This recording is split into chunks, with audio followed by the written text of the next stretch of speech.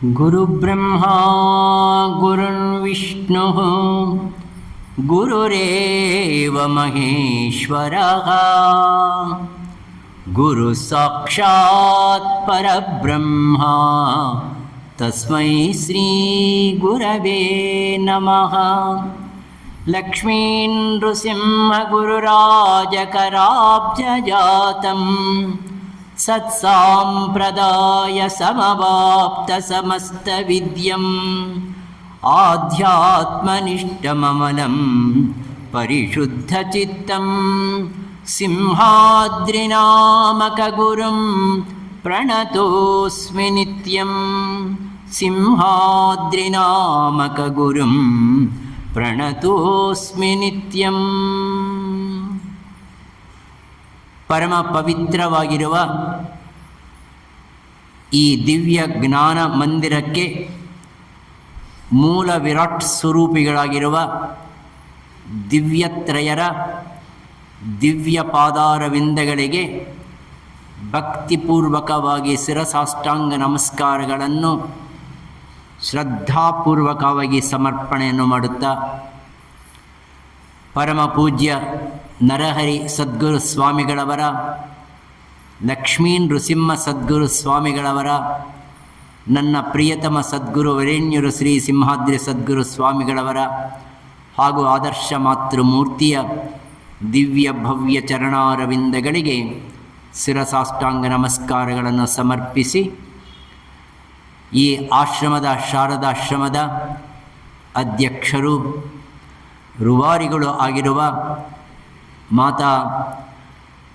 ಮಾತಾಜಿ ಅವರ ಮತ್ತು ನಿಮ್ಮೆಲ್ಲರ ಹೃದಯಾಂತರಾಳಗಳಲ್ಲಿ ದೇದೀಪ್ಯಮಾನವಾಗಿ ಪ್ರಕಾಶಿಸುವ ಆತ್ಮಸ್ವರೂಪವನ್ನು, ದೈವ ಸ್ವರೂಪವನ್ನು ನಾನು ಧ್ಯಾನಿಸುತ್ತಾ, ಪೂಜಿಸುತ್ತಾ, ನಮಿಸುತ್ತಾ ಈ ದಿವ್ಯವಾಗಿರ್ತಕ್ಕಂಥ ಕಾರ್ಯಕ್ರಮದಲ್ಲಿ ಭಾಗವಹಿಸಲು ತುಂಬ ಸಂತೋಷದಿಂದ ಕಾರ್ಯಕ್ರಮವನ್ನು ಪ್ರಾರಂಭವನ್ನು ಮಾಡೋಣ. ಇದು ಪರಮ ಪವಿತ್ರವಾಗಿರ್ತಕ್ಕಂಥ ದಿನ. ಇವತ್ತು ನನಗಂತೂ ತುಂಬ ಪವಿತ್ರವಾಗಿರ್ತಕ್ಕಂಥ ದಿನ. ಕಾರಣ ಎರಡು. ಇದು ಆಷಾಢ ಶುದ್ಧ ಏಕಾದಶಿ, ಚಾತುರ್ಮಾಸ್ಯ ವ್ರತ ಪ್ರಾರಂಭ. ಕಳೆದ ವರ್ಷ ಇದೇ ದಿನ ನಾನು ಹಿಂದೂಪುರ ಗ್ರಾಮದಲ್ಲಿ ಚಾತುರ್ಮಾಸ್ಯ ಕಾರ್ಯಕ್ರಮವನ್ನು ಪ್ರಾರಂಭ ಮಾಡಿದೆ. ಇವತ್ತಿನ ದಿನ ಅದೃಷ್ಟವಶಾತ್ತು ದಿವ್ಯತ್ರಯರ ಸನ್ನಿಧಿಯಲ್ಲಿ ಈ ಕಾರ್ಯಕ್ರಮವನ್ನು ಆಯೋಜಿಸಲಾಗಿದೆ. ಅಂದರೆ ಇದು ನಾನು ಮಾಡಿಕೊಂಡಿರ್ತಕ್ಕಂಥ ಅದೃಷ್ಟ ಅಂತಂದು ಭಾವನೆಯನ್ನು ಮಾಡಿ, ಈ ಪರಮ ಪವಿತ್ರವಾಗಿರ್ತಕ್ಕಂಥ ದಿನ, ಇದು ಚಾತುರ್ಮಾಸ್ಯದ ವ್ರತವನ್ನು ಪ್ರಾರಂಭ ಮಾಡ್ತಕ್ಕಂಥ ದಿನ. ಮಹಾವಿಷ್ಣುವು ಯೋಗ ನಿದ್ರಕ್ಕೆ ಜಾರತಕ್ಕಂಥ ದಿನ. ಅಷ್ಟೇ ಅಲ್ಲದೇನೆ ಇವತ್ತಿನ ದಿನದಿಂದ 4 ಮಾಸಗಳು ಕಾರ್ತೀಕ ಶುದ್ಧ ಏಕಾದಶಿ ತನಕ ಮಹಾವಿಷ್ಣುವಿಗೆ ನಿದ್ದೆ ಬರುತ್ತೆ ಅಂತೆ. ತುಂಬ ವಿಡಂಬನ. ಪರಮಾತ್ಮ ನಿದ್ದೆ ಮಾಡ್ತಾನೆ. ಪರಮಾತ್ಮ ನಿದ್ದೆ ಮಾಡಿದ್ರೆ ನಾವೆಲ್ಲರೂ ಎಚ್ಚರಿಕೆಯಾಗಿ ಇರೋದಕ್ಕೆ ಸಾಧ್ಯವಾಗುತ್ತಾ? ಇಲ್ಲ. ಔಪಚಾರಿಕವಾಗಿ ನಿದ್ದೆ ಮಾಡ್ತಾನೆ. ಆದರೆ ಆ ನಿದ್ದೆಗೂ ನಮ್ಮ ನಿದ್ದೆಗೂ ತುಂಬ ವ್ಯತ್ಯಾಸ ಇದೆ. ನಮಗೆ ಗಾಢ ನಿದ್ದೆ ಬರುತ್ತೆ, ಅಜ್ಞಾನಾವೃತವಾಗಿರ್ತಕ್ಕಂಥ ನಿದ್ದೆ ಬರುತ್ತೆ. ಆ ನಿದ್ದೆಯಲ್ಲಿಯೇ ಕನಸುಗಳು ಬೀಳುತ್ತೆ, ವಿಚಿತ್ರವಾಗಿರ್ತಕ್ಕಂಥ ಭಯಾನಕ ಕನಸುಗಳು ಬೀಳುತ್ತೆ. ಆದರೆ ಮಹಾವಿಷ್ಣುವನ ನಿದ್ದೆ ಅಂಥದ್ದಲ್ಲ, ಅದು ಯೋಗ ನಿದ್ರಾ. ಯೋಗ ನಿದ್ರಾ ಅಂದರೆ ತಾನು ತನ್ನಲ್ಲಿಯೇ ಏಕವಾಗಿ ಇದ್ದು ಇಡೀ ವಿಶ್ವವನ್ನೆಲ್ಲ ತನ್ನ ಅನುಗ್ರಹಕ್ಕೆ ಪಾತ್ರನಾಗಿ ಮಾಡ್ತಕ್ಕಂಥ ಒಂದು ಪರಮಶಾಂತಿಯನ್ನು ಅವನು ಅವಲಂಬಿಸ್ತಕ್ಕಂಥ ಯಾವ ವೃತ್ತಿ ಇದೆಯೋ ಅದು ಯೋಗ ನಿದ್ರೆ. ಅಷ್ಟೇ ಅಲ್ಲ, ಆ ಯೋಗ ನಿದ್ರೆ ಎಲ್ಲಿ ಮಾಡ್ತಾನೆ ಅಂದರೆ ನಾರಾಯಣನ ಲೋಕದಲ್ಲಿ, ಸ್ವರ್ಗಲೋಕದಲ್ಲಿ ಅಲ್ಲ, ಪಾತಾಳ ಲೋಕದಲ್ಲಿ. ವಾಮನ ಅವತಾರ. ಯಾಕಂದರೆ ಭಾಗವತಕ್ಕೂ ವೇದಾಂತಕ್ಕೂ ನಿತ್ಯ ಸಂಬಂಧ ಇದೆ, ಆದರೆ ಕಥೆಗಳು ಇಲ್ಲದೇ ಭಾಗವತ ಇಲ್ಲ. ವಾಮನ ಅವತಾರದಲ್ಲಿ ಬಲಿಚಕ್ರವರ್ತಿಯ ಅಹಂಕಾರವನ್ನು ದಮನ ಮಾಡೋದಕ್ಕೋಸ್ಕರವಾಗಿ ಶ್ರೀ ಮಹಾವಿಷ್ಣುವು ಮತ್ತು ಕುಬ್ಜನಾಗಿರ್ತಕ್ಕಂಥ ರೂಪದಲ್ಲಿ ಒಟುವಾಗಿ ಮುಖ ವರ್ಚಸ್ಸು ನೋಡಿದ್ರೆ ಅಷ್ಟು ಗಂಭೀರ, ತೇಜೋಮಯವಾಗಿರ್ತಕ್ಕಂಥ ಸಂಪನ್ನನಾಗಿರುವ ಮಹಾವಿಷ್ಣುವೇ ಬಲಿಚಕ್ರವರ್ತಿ ಹತ್ತಿರಕ್ಕೆ ಬಂದು ದಾನಕ್ಕೋಸ್ಕರ ಬರ್ತಾನೆ. ಮಹಾವಿಷ್ಣುವಿಗೆ ಕೇಳಬೇಕಾಗಿರ್ತಕ್ಕಂಥ ಅವಶ್ಯಕತೆ ಇತ್ತು. ಕಾರಣ ಅಹಂಕಾರವನ್ನು ದಮನ ಮಾಡಬೇಕಾದರೆ ಖಂಡಿತವಾಗಿ ಯಾವ ವೇಷವನ್ನು ಹಾಕಿದ್ರೂ ಪರವಾಗಿಲ್ಲ, ಉದ್ದೇಶ ಅಹಂಕಾರ ದಮನ. ಆ ಒಟುವಾಗಿ ಬಂದು ಬಲಿಚಕ್ರವರ್ತಿ ಹತ್ರ ಕೇಳ್ತಾನೆ, 3 ಅಡುಗುರು ಅಂದರೆ 3 ಹೆಜ್ಜೆ ನನಗೆ ಸ್ಥಳ ಕೊಡು. ಯಾಕೆ ಅಷ್ಟೇ ಕೇಳ್ತೀಯಲ್ವಾ? ಅವಾಗ ಹೇಳ್ತಾನೆ, ನನಗೆ ಅಷ್ಟು ಮಾತ್ರ ಕೊಡು, ನಾನು ಅಲ್ಲಿ ಒಂದು ಆಸನವನ್ನು ಹಾಕ್ಕೊಂಡು ನಾನು ನನ್ನ ಪಾಡಿಗೆ ನಾನು ಯಜ್ಞೋಪವೀತವನ್ನು ಹಾಕ್ಕೊಂಡು ಉಪನಯನವನ್ನು ಮಾಡಿಕೊಂಡಿದ್ದೀನಿ. ನಾನು ಗಾಯತ್ರಿ ಮಂತ್ರ ಅನುಷ್ಠಾನ ಮಾಡಬೇಕಾದ್ರೆ ಅಷ್ಟು ಜಾಗ ಅದನ್ನು ನಂದೇ ಆಗಿರ್ತಕ್ಕಂಥ ಜಾಗ ಆಗಬೇಕು, ಅದಕ್ಕೋಸ್ಕರ ಅಷ್ಟು ಜಾಗ ಕೊಡು. ಎಂಥ ಕ್ಷುಲ್ಲಕವಾಗಿರ್ತಕ್ಕಂಥದ್ದು ಕೇಳ್ತೀಯ? ಬಲಿಚಕ್ರವರ್ತಿ ಹತ್ತಿರಕ್ಕೆ ಬಂದು ಇಂಥದೇ ಕೇಳೋದು ನೀನು? ಕೇಳಬೇಕು. ಬೆಂಗಳೂರಿನಲ್ಲಿ 120/240 ಸೈಟ್ ಕೇಳಿದ್ರೆ ಎಷ್ಟು ಚಂದ. ಅದನ್ನು ಬಿಟ್ಬಿಟ್ಟು 3 ಅಡಿ ಕೇಳ್ತೀಯಲ್ವಾ ಅಂತಂದು ಅಂದ್ಕೊಳ್ತಾನೆ ಬಲಿಚಕ್ರವರ್ತಿ. ಯೋಚನೆ ಮಾಡಲಿಲ್ಲ ಯಾತಕ್ಕೆ ಅನ್ನೋದು. ಆ 3 ಅಡಿ ಅನ್ನೋದು ಗೊತ್ತಾಗಲಿಲ್ಲ ಬಲಿಚಕ್ರವರ್ತಿಗೆ. ಅಹಂಕಾರ ಪೂರಿತವಾಗಿರ್ತಕ್ಕಂಥ ಚಕ್ರವರ್ತಿ ಆದ್ರೂ ಅಂತರಂಗದಲ್ಲಿ ಇರ್ತಕ್ಕಂಥ ಆ ಭಾವವನ್ನು ಅರ್ಥ ಮಾಡಿಕೊಂಡಿಲ್ಲ. ತದಾಸ್ತು ಕೊಡ್ತೀನಿ ಅಂತ. ಬೇಡ ಬೇಡ ಬೇಡ ಕೊಡಬೇಡ, ತುಂಬ ಡೇಂಜರ್. ಯಾರು ಹೇಳಿದ್ರು? ಗುರುಗಳಾಗಿರ್ತಕ್ಕಂಥ ಶುಕ್ರಾಚಾರ್ಯ ಹೇಳ್ದ. ಅಡ್ಡಿ ಬಂದ, ಕೊಡಬೇಡ. ಬಂದಿರೋನು ಸಾಮಾನ್ಯನಲ್ಲ, ನೋಡೋಕೆ ಹಂಗಿದ್ದಾನೆ, ಅವನು ಎತ್ತರ ಎಷ್ಟು ಬೆಳೀತಾನೋ ಗೊತ್ತಿಲ್ಲ ನಿನಗೆ, ಆದ ಕಾರಣನೇ ಕೊಡಬೇಡ. ಆದರೆ ಬಲಿಚಕ್ರವರ್ತಿ ಹೇಳ್ದ, ಕೊಡ್ತೀನಿ ಅಂತ ಕೊಟ್ಟ ಮೇಲೆ ನಾನು ಹಿಂತಿರುಗಿ ತಗೊಳ್ಳೋಣ. ನಾನು ಕೊಟ್ಟೆ ಅಷ್ಟೇ, ನೀರು ತಗೊಂಡು ಬಾ, ಹಾಕ್ಬಿಡ್ತೀನಿ ಅಂದ. ದಾನ ಕೊಡಬೇಕಾದ್ರೆ ಸಾಮಾನ್ಯವಾಗಿ ಪದ್ಧತಿ ಏನು ಅಂದರೆ, ನೀರನ್ನು ತಗೊಂಡು ಬಂದು ನಿನಗೆ ದಾನವನ್ನು ಕೊಡ್ತಾ ಇದ್ದೀನಿ ಅಂತಕ್ಕಂಥ ನೀರಿನ ಮುಖಾಂತರ ಅದನ್ನು ನೀಡ್ತಕ್ಕಂಥದ್ದು ಪದ್ಧತಿ. ಶುಕ್ರಾಚಾರ್ಯ ಎಲ್ಲಿ ಸೇರಿಕೊಂಡ? ಕಮಂಡಲದಲ್ಲಿ ಸೇರಿಕೊಂಡ. ಕಮಂಡಲಕ್ಕೆ ಒಂದು ಇದಿರುತ್ತಲ್ವ, ಆ ಸೊಂಡಲ ಥರ ಇರುತ್ತಲ್ವ, ಅದರ ಮಧ್ಯದಲ್ಲಿ ಸೇರಿಕೊಂಡ. ನೀರೇ ಬರ್ತಾ ಇದ್ರೆ ಇವನು ದಾನ ಕೊಡಲ್ಲಲ್ವ. ಎಷ್ಟು ಕ್ಷುಲ್ಲಕವಾಗಿರ್ತಕ್ಕಂಥದ್ದು ನೋಡಿ. ಅದಕ್ಕೋಸ್ಕರನೇ ಒಳ್ಳೆಯ ಕೆಲಸ ಮಾಡೋವಾಗ ನೀನು ಇಷ್ಟ ಇಲ್ಲದೆ ಇದ್ರೆ ಸುಮ್ಮನೆ ಇರು, ಅಡ್ಡಿ ಮಾಡಬೇಡ. ಅಡ್ಡಿ ಮಾಡಿದ್ರೆ ಅದು ನಿನಗೇನೆ ಅಪಾಯ ಆಗುತ್ತೆ. ಆದ ಕಾರಣ ಮತ್ತೆ ಮಧ್ಯದಲ್ಲಿ ಸೇರಿಕೊಂಡ, ನೀರು ಬಂದಿಲ್ಲ. ಆಗ ವಾಮನ ಅವತಾರದಲ್ಲಿ ಇರ್ತಕ್ಕಂಥ ಮಹಾವಿಷ್ಣುವಿಗೆ ಅರ್ಥ ಆಗುತ್ತೆ, ಮಧ್ಯದಲ್ಲಿ ಏನೋ ಅಡ್ಡಿ ಬಂದಿದೆ. ಆದ ಕಾರಣನೇ ದರ್ಭೆ ಹಾಕ್ಕೊಂಡಿದ್ದ. ಕೊಡೋನು ದರ್ಭ ಹಾಕ್ಕೋಬೇಕು, ಸ್ವೀಕಾರ ಮಾಡೋನು ದರ್ಭೆ ಹಾಕ್ಕೋಬೇಕು. ಆದ ಕಾರಣ ಆ ದರ್ಭೆಯಿಂದ ಅದು ಅಡ್ಡಿ ಬಂದಿರತಕ್ಕಂಥದ್ದನ್ನು ಸ್ವಲ್ಪ ಕುಚ್ಚದ, ಅದು ಒಳಗಡೆ ಹೋಗಿ ಆ ಶುಕ್ರಾಚಾರ್ಯ ಒಂದು ಕಣ್ಣು ಹೋಯ್ತು. ಏಕಾಕ್ಷಿಯಾದ ಶುಕ್ರಾಚಾರ್ಯ. ನೀರು ಬಂತು, ಕೊಟ್ಟುಬಿಟ್ಟ. 3 ಅಡಿ ಕೊಟ್ಬಿಟ್ಟಿದ್ದೀನಿ, ಸಂತೋಷಪಟ್ಟ. ಆದರೆ ವಾಮನ ರೂಪದಲ್ಲಿರ್ತಕ್ಕಂಥ ಮಹಾವಿಷ್ಣುವು ಇಂತಿಂತೈ ಮರಿ ಇಂತೈ ಆಕಾಶಮಂತೈ ಭೂಮಿ ಅಂತೈ, ಪೋತನಾಮಾತ್ಯ ಅದನ್ನು ವರ್ಣನೆ ಮಾಡ್ತಾನೆ. ಇಷ್ಟಿರ್ತಕ್ಕಂಥವನು ಬೃಹತ್ ಬ್ರಹ್ಮಾಂಡವನ್ನೆಲ್ಲ ಆವರಿಸಿಬಿಟ್ಟ. ಒಂದು ಕಾಲಿಂದ ಒಂದು ಪಾದದಿಂದ ಸಮಸ್ತ ಭೂಮಿಯನ್ನು, ಇನ್ನೊಂದು ಪಾದದಿಂದ ಸಮಸ್ತ ಆಕಾಶವನ್ನು, ಕೆಳಗಡೆ ಇರ್ತಕ್ಕಂಥ ಭೂತ ಪೃಥ್ವಿ, ಮೇಲ್ಬದಿಯಲ್ಲಿರ್ತಕ್ಕಂಥ ಭೂತ ಆಕಾಶ, ಅಂದರೆ ಸಮಸ್ತ ಭೂಮಂಡಲವನ್ನೆಲ್ಲ ಆವರಿಸಿಬಿಟ್ಟ. ಇನ್ನೊಂದು ಪಾದ ಎಲ್ಲಿಡಬೇಕು? ಸಮಸ್ತ ಪಂಚಭೂತಾತ್ಮಕವಾಗಿರ್ತಕ್ಕಂಥ ಜಗತ್ತೆಲ್ಲ ವ್ಯಾಪಕವಾಗಿಬಿಟ್ಟಿದ್ದಾನೆ. ಇನ್ನು 3ನೇ ಪಾದ ಎಲ್ಲಿಡಬೇಕು? ಆವಾಗ ಬಲಿಚಕ್ರವರ್ತಿಗೆ ಅಷ್ಟಕ್ಕೆ ಅರ್ಥ ಆಯಿತು. ನನ್ನಲ್ಲಿರ್ತಕ್ಕಂಥ ಅಜ್ಞಾನ ರಾಶಿಯನ್ನು ಛೇದನ ಮಾಡೋದಕ್ಕೋಸ್ಕರವಾಗಿ, ನಾಶನ ಮಾಡೋದಕ್ಕೋಸ್ಕರವಾಗಿ ಉತ್ಪನ್ನವಾಗಿರ್ತಾಗಿರ್ತಕ್ಕಂಥ ಮಹಾವಿಷ್ಣುವೇ, ನಿನ್ನ ಕೈ ಕೆಳಗಡೆ, ನನ್ನ ಕೈ ಮೇಲೆ, ಅಷ್ಟೇ ನನಗೆ ಆಶೀರ್ವಾದ, ನಿನ್ನ ಅನುಗ್ರಹ ಅಂದ್ಕೊಂಡ. ಸ್ವಾಮಿ, ಇನ್ನು 3ನೇ ಪಾದ ಇಡೋದಕ್ಕೆ ಜಾಗ ಇಲ್ಲ, ನನ್ನ ನೆತ್ತಿ ಮೇಲೆ ಇಡು. ಮತ್ತು ತನ್ನ ತಲೆ ಮೇಲೆ ಇಟ್ಟ ಇನ್ನೊಂದು ಪಾದವನ್ನು ಇಟ್ಟು ಪಾತಾಳ ಲೋಕಕ್ಕೆ, ಆ ಬಲಿಚಕ್ರವರ್ತಿ ಮತ್ತೆ ಬರದೇ ಇರತಕ್ಕಂಥ ಲೋಕಕ್ಕೆ ಅದಿಮಿ ಬಿಟ್ಟ. ಆವಾಗ ಆ ಬಲಿಚಕ್ರವರ್ತಿ ವಿನಮ್ರನಾಗಿ, ನಿರಹಂಕಾರವಾಗಿ, ಅಭಿಮಾನ ಹೋಯಿತು, ಅಹಂಕಾರ ಹೋಯಿತು. ಯಾವಾಗಾದರೆ ಈ ಅಭಿಮಾನ, ಅಹಂಕಾರ, ರಾಗ, ದ್ವೇಷಗಳು ಯಾವ ದೋಷಗಳಿವೆಯೋ ಆ ದೋಷಗಳು ನಿರ್ಮೂಲನ ಆಯಿತೋ, you have become empty, you have completely become silent. ನಿನ್ನಲ್ಲಿ ಏನೂ ಇಲ್ಲ. ಆ ಏನೂ ಇಲ್ದ ಇರತಕ್ಕಂಥ ಸ್ಥಿತಿಯನ್ನು ಹೊಂದದ ಬಲಿಚಕ್ರವರ್ತಿ ಆ ಸಂದರ್ಭದಲ್ಲಿ ಹೇಳ್ತಾನೆ, ಮಹಾವಿಷ್ಣುವೇ, ನನ್ನ ಒಂದು ಬಯಕೆ ಇದೆ, ಏನೂ ಇಲ್ಲ, ನೀನು 4 ತಿಂಗಳು ನನ್ನ ಪಾತಾಳ ಲೋಕದಲ್ಲಿರಬೇಕು, ಅಷ್ಟು ಮಾತ್ರ ನಿನ್ನ ದರ್ಶನ ನನ್ನ ಪಾತಾಳ ಲೋಕದಲ್ಲಿ ಕೊಟ್ಟರೆ ನನಗೆ ತುಂಬ ಸಂತೋಷವಾಗುತ್ತೆ ಅಂತಂದು ಬಯಸದ ಪ್ರಾರ್ಥನೆ ಮಾಡ್ದ.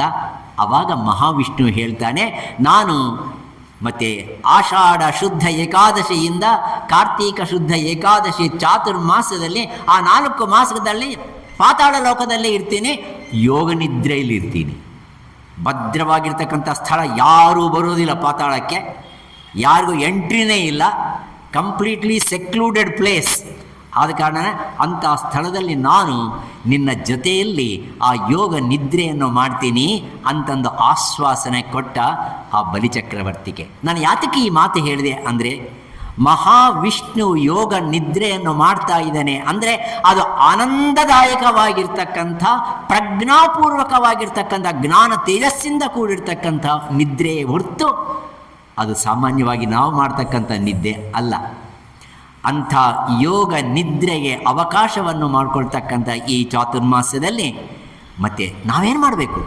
ಸಾಧಕರಾಗಿರ್ತಕ್ಕಂಥವ್ರು, ಭಕ್ತರಾಗಿರ್ತಕ್ಕಂಥವ್ರು, ಮಹಾತ್ಮರಾಗಿರ್ತಕ್ಕಂಥವ್ರು ಏನು ಮಾಡ್ತಾರೆ?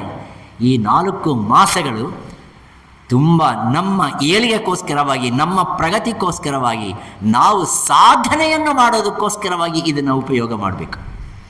ಮೊದಲನೇ ತಿಂಗಳು ಒಂದು ವಿಷಯವನ್ನು ಬಿಟ್ಬಿಡು. ಇದು ನಿರ್ಣಯ ತಗೊಳ್ಳೋಣ.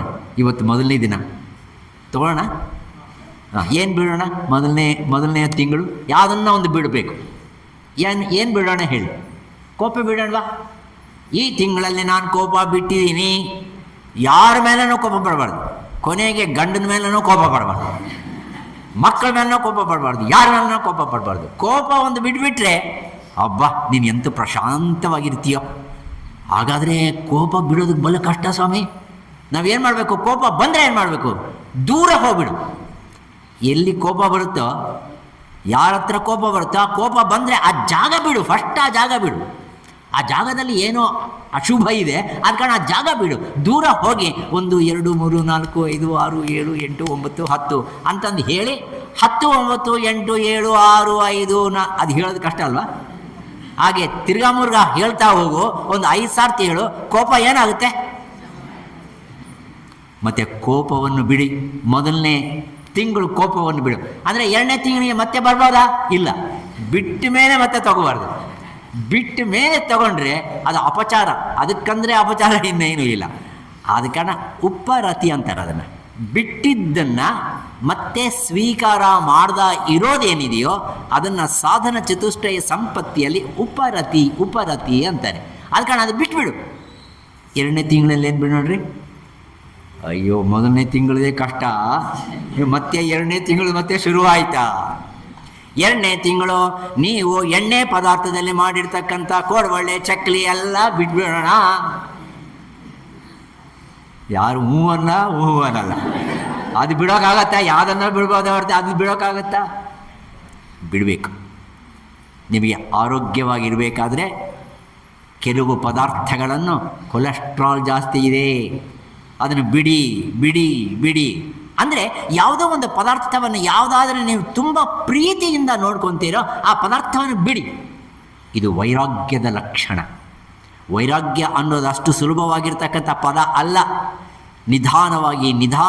ನಿಧಾನವಾಗಿ ನಾವು ಮಾಡಬೇಕೇ ಹೊರತು ಶನೈರುಪರಮೇ ಬುದ್ಧ್ಯಾದ್ರತಿ ಗೃಹೀತಯ ಆತ್ಮಸಂಸ್ಥಂ ಮನಃ ಕೃತ್ವ ನ ಕಿಂಚಿದಪಿ ಚಿಂತೆಯೇ.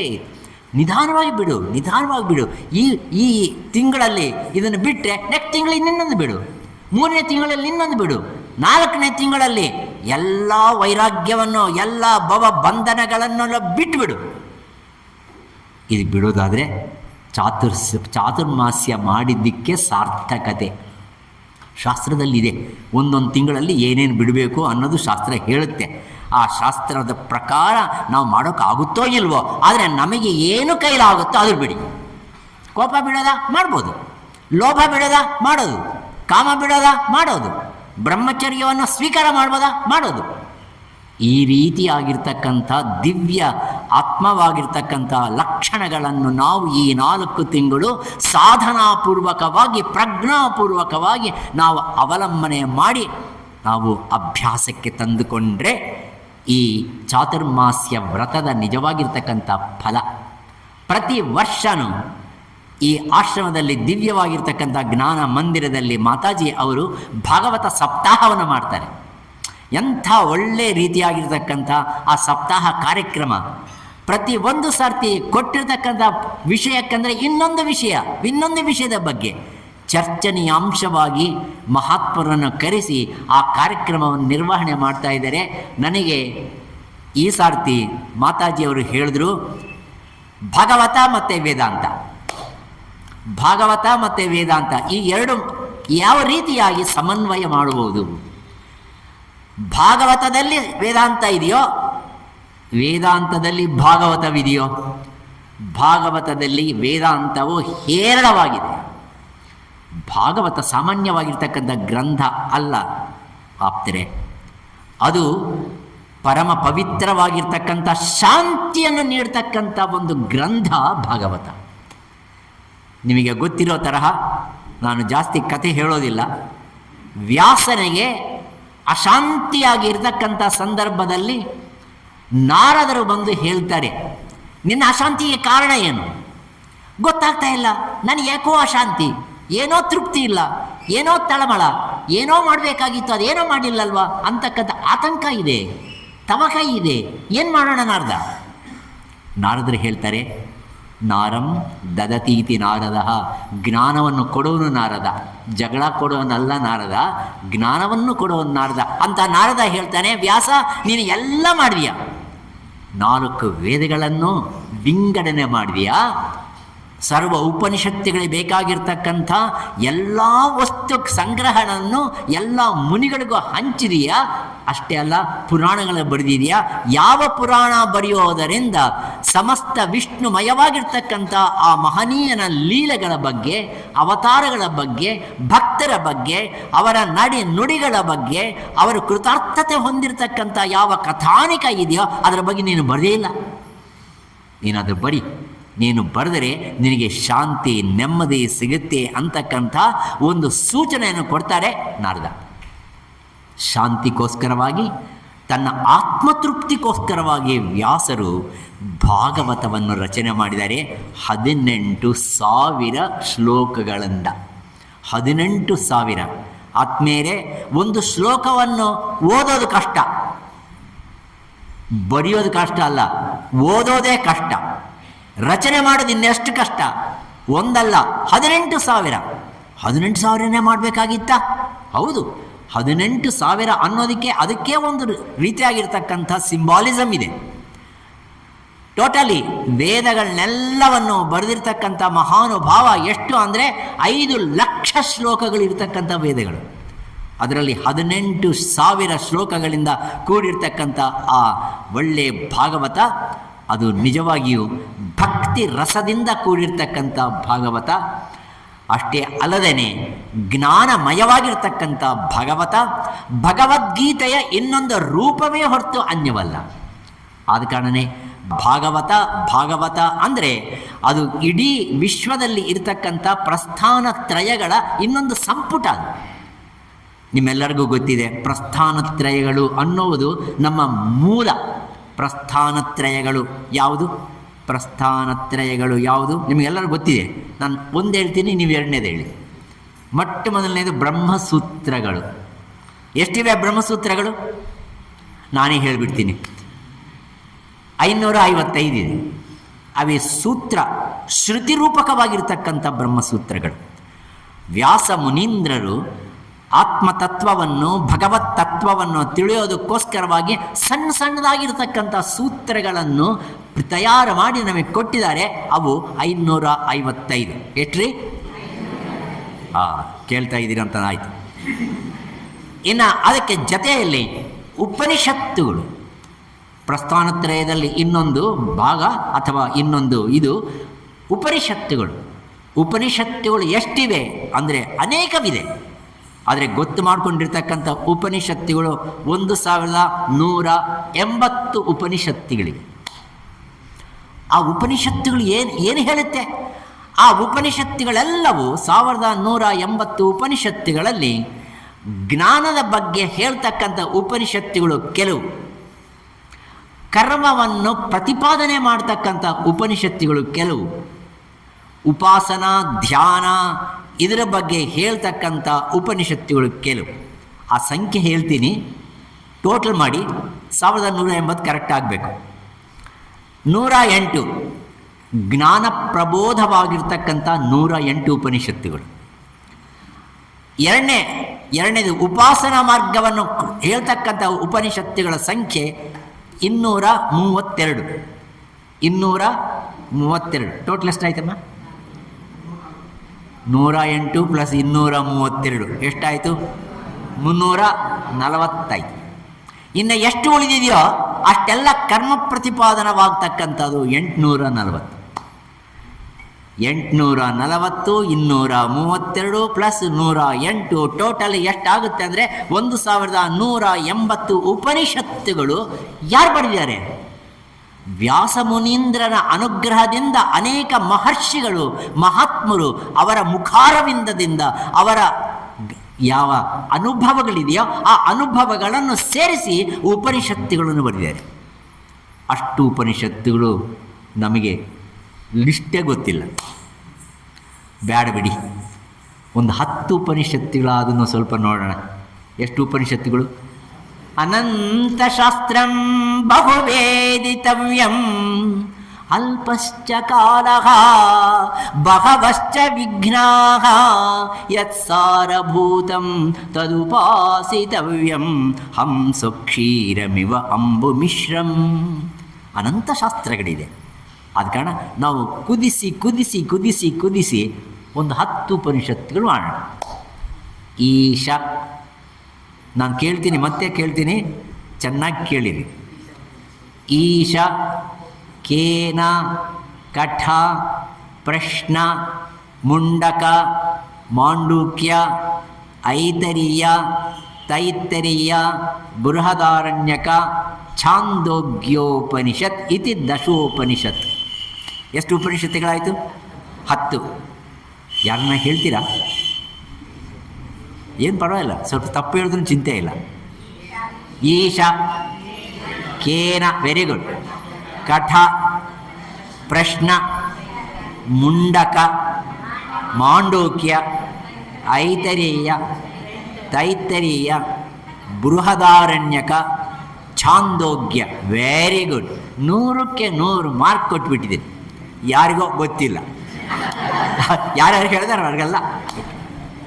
ಅಷ್ಟು ಉಪನಿಷತ್ತುಗಳನ್ನು ನಾವು ಓದೋದಕ್ಕಾಗಲಿ ಅದರಲ್ಲಿರ್ತಕ್ಕಂಥ ಗಾಂಭೀರ್ಯವಾಗಿರ್ತಕ್ಕಂಥ ವಸ್ತುವನ್ನು ಅರ್ಥ ಮಾಡ್ಕೊಳ್ಳೋದು ಕಷ್ಟ. ಅದನ್ನು ಕುದಿಸಿ ಕುದಿಸಿ 4 ಉಪನಿಷತ್ತುಗಳು ಮಾಡಿ. ನಮ್ಮ ಋಷಿಗಳಿಗೆ ಗೊತ್ತು ನಮ್ಮ ಹಣೆಬಾರ, ಇವರೆಲ್ಲ ಗೊತ್ತು ಮಾಡ್ಕೊಳ್ಳೋಲ್ಲ. 4 ಉಪನಿಷತ್ತುಗಳು ಮಾಡಿದ್ರು, 4 ಉಪನಿಷತ್ತುಗಳು. ಆ 4 ಉಪನಿಷತ್ತುಗಳು ಯಾವುದೋ ಅಲ್ಲ, ಒಂದು ಐತರೀಯ ಉಪನಿಷತ್, ಇದು ಋಗ್ವೇದಕ್ಕೆ ಸಂಬಂಧಪಟ್ಟಿರ್ತಕ್ಕಂಥ ಐತರೀಯೋಪನಿಷತ್. ನಾನು ವೇದ ಹೇಳ್ತೀನಿ, ಉಪನಿಷತ್ತು ಹೇಳ್ತೀನಿ, ನಿಮಗೆ ಅರ್ಥ ಆಗುತ್ತೆ. ಇವೆಲ್ಲ ಭಾಗವತದಲ್ಲಿದೆ, ಭಾಗವತದಲ್ಲಿ ಇಲ್ಲದ ಇರೋದಲ್ಲ. ಋಗ್ವೇದಕ್ಕೆ ಸಂಬಂಧಪಟ್ಟಿರ್ತಕ್ಕಂಥ ಉಪನಿಷತ್ ಐತರೀಯೋಪನಿಷತ್. ಎರಡನೇದು ಯಜುರ್ವೇದಕ್ಕೆ ಸಂಬಂಧಪಟ್ಟಿರ್ತಕ್ಕಂಥ ಉಪನಿಷತ್ ಬೃಹದಾರಣ್ಯಕೋಪನಿಷತ್. ಸಾಮವೇದಕ್ಕೆ ಸಂಬಂಧವಾಗಿರ್ತಕ್ಕಂಥ ಉಪನಿಷತ್ ಛಾಂದೋಗ್ಯೋಪನಿಷತ್. ಮತ್ತು ಅಥರ್ವ ವೇದಕ್ಕೆ ಸಂಬಂಧವಾಗಿರ್ತಕ್ಕಂಥ ಉಪನಿಷತ್ತು ಚಿಕ್ಕದಾಗಿರ್ತಕ್ಕಂಥ ಮಾಂಡುಕ್ಯೋಪನಿಷತ್. ಇವಾಗ ಎಷ್ಟು ಉಪನಿಷತ್ತುಗಳಾಯಿತು? 4. 4 ವೇದಗಳ ಬಗ್ಗೆ ಹಿಂದೆ ಯಾವಾಗಲೂ ಒಂದು ಸರ್ತಿ ಹೇಳಿದ್ದೀನಿ, ನೀವು ಸಕ್ಸಸ್ಫುಲಿ ಮರೆತೋಗಿರ್ತೀರ ಅಂತ ಕಾಣಿಸ್ತೆ. ಋಗ್ವೇದ ಏನು ಹೇಳುತ್ತೆ? ಋಗ್ವೇದ ಏನು ಹೇಳುತ್ತೆ? ನಾವು ಸನಾತನ ಧರ್ಮದ ರೂವಾರಿಗಳು, ಆ ವಂಶ ಪರಂಪರೆಯಲ್ಲಿ ಬಂದಿರತಕ್ಕಂಥ ವಾರಸುದಾರರು ಅಲ್ವೇ? ಹಿಂದೂ ಮತಕ್ಕೆ, ಸನಾತನ ಧರ್ಮದ ನಿಜವಾಗಿ ಅವುಗಳನ್ನೆಲ್ಲ ನಮ್ಮ ಹೆಗಲ ಮೇಲೆ ಇಟ್ಕೊಂಡು ನಾವು ಬೀಗಬೇಕಾಗಿರ್ತಕ್ಕಂಥವ್ರು. ಆದರೆ ನಮ್ಮ ವೇದಗಳು 4 ಏನು ಹೇಳುತ್ತೆ ಅನ್ನೋದು ನಮಗೆ ಗೊತ್ತಿಲ್ಲದ ಇದ್ದರೆ ಹೇಗೆ? ಋಗ್ವೇದ ಏನು ಹೇಳುತ್ತೆ? ಅದು ವಾಕ್ಯ ಅಲ್ಲಿಗೆ ಬರ್ತೀನಿ. ಅವಾಗ ನಿಮಗೇನೆ 100 ಮಾರ್ಕ್ಸ್ ಔಟ್ ಆಫ್ 100. ಋಗ್ವೇದ ಏನು ಹೇಳುತ್ತೆ? ಆತ್ಮೀಯರೇ, ಇದನ್ನು ನೆನಪಿಟ್ಕೊಳ್ಳಿ. ಋಗ್ವೇದ ಎಲ್ಲವೂ ಸಾರೀಭೂತವಾಗಿ, ನಾನು ತುಂಬ ವಿಶಾಲವಾಗಿ ಹೇಳ್ತಾ ಇಲ್ಲ, ಋಗ್ವೇದ ಇಡೀ ವಿಶ್ವವನ್ನು ಆವರಿಸಿರ್ತಕ್ಕಂಥ ಆ ಭಗವತ್ ತತ್ವದ ಅಂಶಗಳಾಗಿರ್ತಕ್ಕಂಥ ದೇವತೆಗಳನ್ನೆಲ್ಲ ಪ್ರಾರ್ಥನಾ ರೂಪಕವಾಗಿ ಯಾವುದು ಸ್ತುತಿಯನ್ನು ಮಾಡ್ತಾ ಇದೀವೋ ಆ ಪ್ರಾರ್ಥನೆಗಳೆಲ್ಲ ಇರೋದು ಎಲ್ಲಿ ಅಂದರೆ ಋಗ್ವೇದದಲ್ಲಿ. ಪ್ರಥಮವಾಗಿ ಪ್ರಾರ್ಥನೆ ಮಾಡೋದು ಅಗ್ನಿದೇವರ ಪ್ರಾರ್ಥನೆಯಿಂದ ಮೊದಲುಗೊಂಡು ಇಂದ್ರ, ವಾಯು, ವರುಣ ಎಲ್ಲ ದೇವತೆಗಳನ್ನು ಪ್ರಾರ್ಥನಾ ಮೂಲಕವಾಗಿ ಅವರ ಅನುಗ್ರಹವನ್ನು ಪಡೆಯೋದಕ್ಕೆ ನಾವು ಆರಿಸಿಕೊಂಡಿರ್ತಕ್ಕಂಥ ವೇದ, ಅದು ಒಳಗೊಂಡಿರ್ತಕ್ಕಂಥ ವೇದ ಋಗ್ವೇದ. ಮರಿಬೇಡಿ, ದೇವತಾ ಪ್ರಾರ್ಥನಾ ಈಸ್ ಈಕ್ವಲ್ ಟು ಋಗ್ವೇದ.